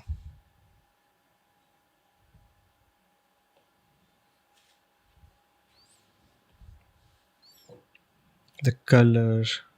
That is the Visual Studio. That Visual gives Studio. a color. Okay. So in any other software, like you have to render it to get that visualization. Right. Here You have to it's wait instant. a long time. Correct. Huh, Nice. So you AutoCAD takes time on rendering. any software takes time. Mm-hmm. Here, like we already have Nice. materials. Plastic, What do you metal, want? wood, glass, stone, leather, fabric. Nice. So in wood, we have multiple wood options. Wow. So what wood See. are we going with for this standing desk? Okay. Again, like the touch and color feel, wise, no? touch and feel, Right. color wise, what you want. I think White ash I is would there. I think prefer you can. cherry board. Okay. Have you used this wood before? Cherry board? No. Looks good, no? Color wise. That's a natural finish. Just drag and drop.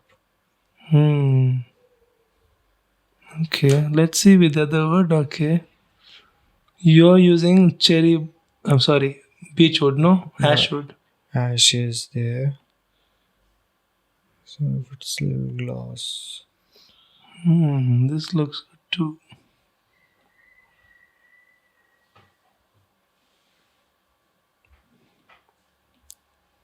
So without any color, ash will look like this, but we can make it in any different colors. Any wood, right? If you want dark, we can make it in dark. We'll have ash wood for the base, tabletop, and monitor support. We can use different wood. Would that be a good idea? Yes, you can make it in different wood. We'll go with the cherry board for monitor support. You can try. Yes. Thanks. Just drag and drop. It's too easy. Like Okay, let's see. This is somewhat whitish. We'll do a contrasty color.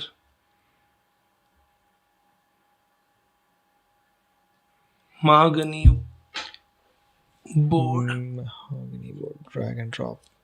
Just hold it. Then we can change the direction. See, it took direction like this. So we can change the to make it more look natural. Wow. Big shout out to this software for getting that grain direction. Crazy software. Wow. So I'm using this software for like 2-3 years now. So when we started at the time, this direction change, all that was not there. With update, right? Update. Crazy. They're adding materials also, this wood. So they have any color like painted wood. So if you use this, you can like change the color in any wood, any color. Still the grain is visible. Right. We are staining it like. Nice. Yeah, we'll stick to the mahogany wood. Even American walnut is good. Yeah, walnut also will look good.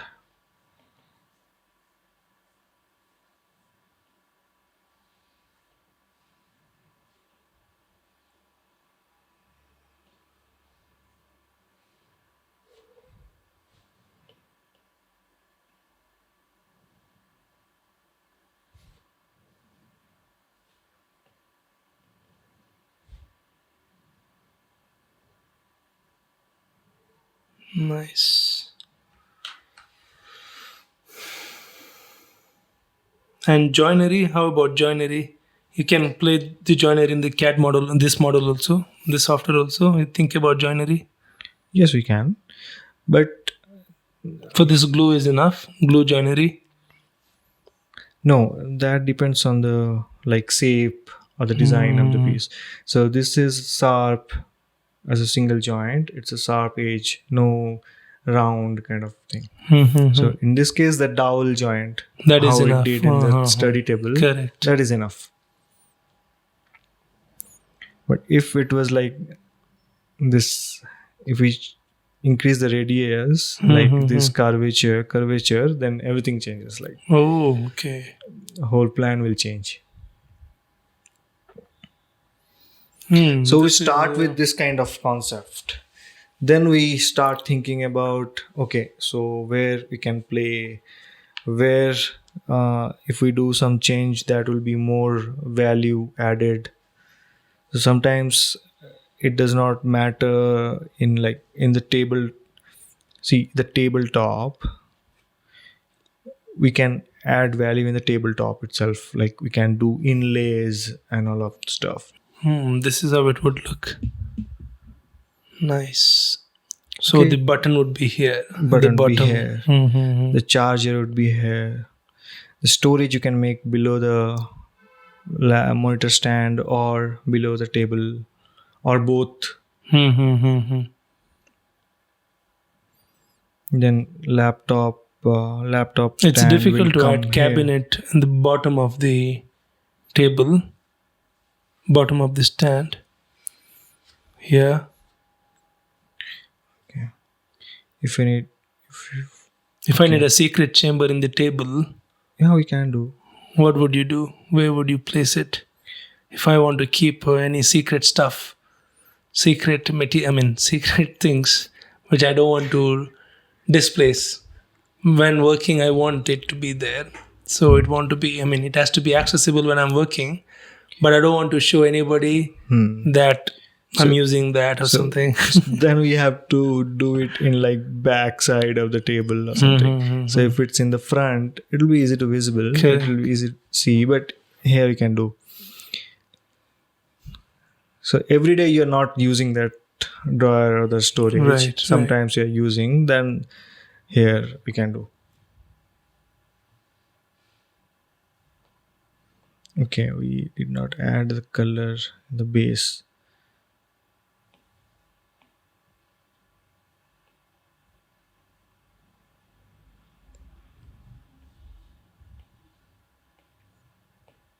Gold also there. Apple software, No, it's a separate standalone software. Standalone software. It's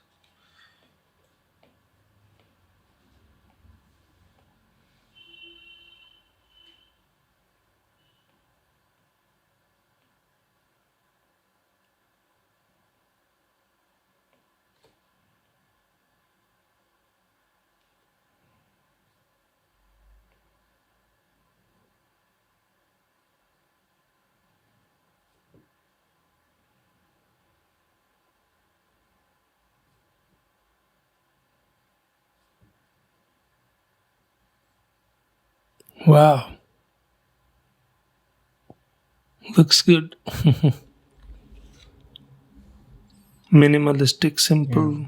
you can take screenshot. You can share with your customer. Mock-ups. Yeah. So when it's like made for you, it's a custom design.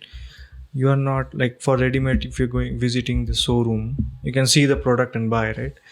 For custom made, you have to make sure you and your customer are on the same page. Like Right. Yeah, this is how it looks. The digital version. Okay, you got the fair idea how it works. from any angle, you can share multiple screenshots and all.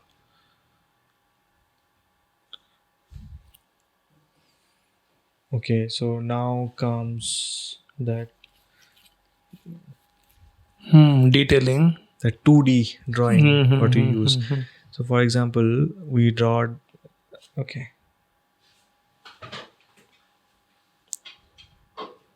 So A4 size page like this. Wow, it shows all angles, no?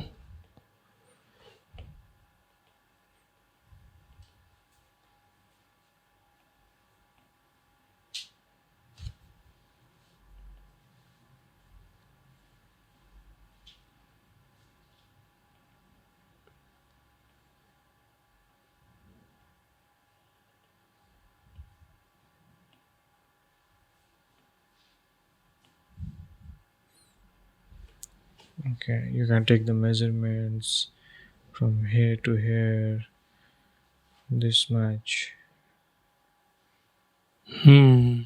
Wow.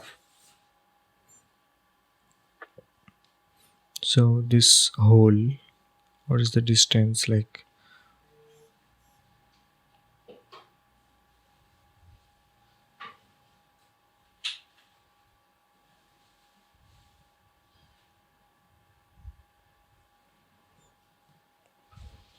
Now it's complete. That's 2D almost and 3D. 2D and 3D, yes. It's a long process. Sometimes it takes like weeks. So in background, all the day you're thinking about the design, again coming and doing some changes. Then again, like you will get some idea. So when you start the design, it's not like you will get all the idea at the Right start away, right right. away. So you come back to the drawing board again and again. So today you gave me this idea like laptop stand, monitor stand. So I will think about this right now. So next week I can give you more options, more detailed, version more of thoughtful. this, more thoughtful. Even cabinets and everything. Everything I can give you. Yeah, this is cool. I got a fair idea how it works.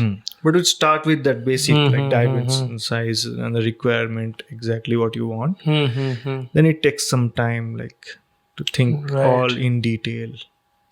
Yeah, I think I have another challenge, a real challenge now. I shared a furniture I found on Pinterest to Jay, and Jay has already made some parts. Let's see that executed. Okay. I want to see carpentry in real. In that also the drawing was there. Oh, you wanted to show? Oh, yeah, You can start with the drawing. Yes. Sometimes what happens, if you already have the design, you don't have to do any changes, then we do not need that exact 3D version to make. We just need the template measurements to start with. So in that particular design, the important thing was the curvature and the making of that template. Yes, I just draw that template, nothing else. And I got the printout and I built that template. That's it. Nice. Okay, what's about this template? So this was okay. So the measurement 7.5 something and the curvature. So when there is a curvature, if it's a straight line, then we can draw it with scale and all. This curvature exactly we can't draw. So just for this curvature, we had to make that template, that 2D, and I print out and we can. What's the curvature here? How much angle? So that was full half round kind of. It's a little less than 4 inches. The half round. So total was 190 mm. Okay. So half of the 190 mm this way and that way. Okay. So let's go out. Let's go. Yes.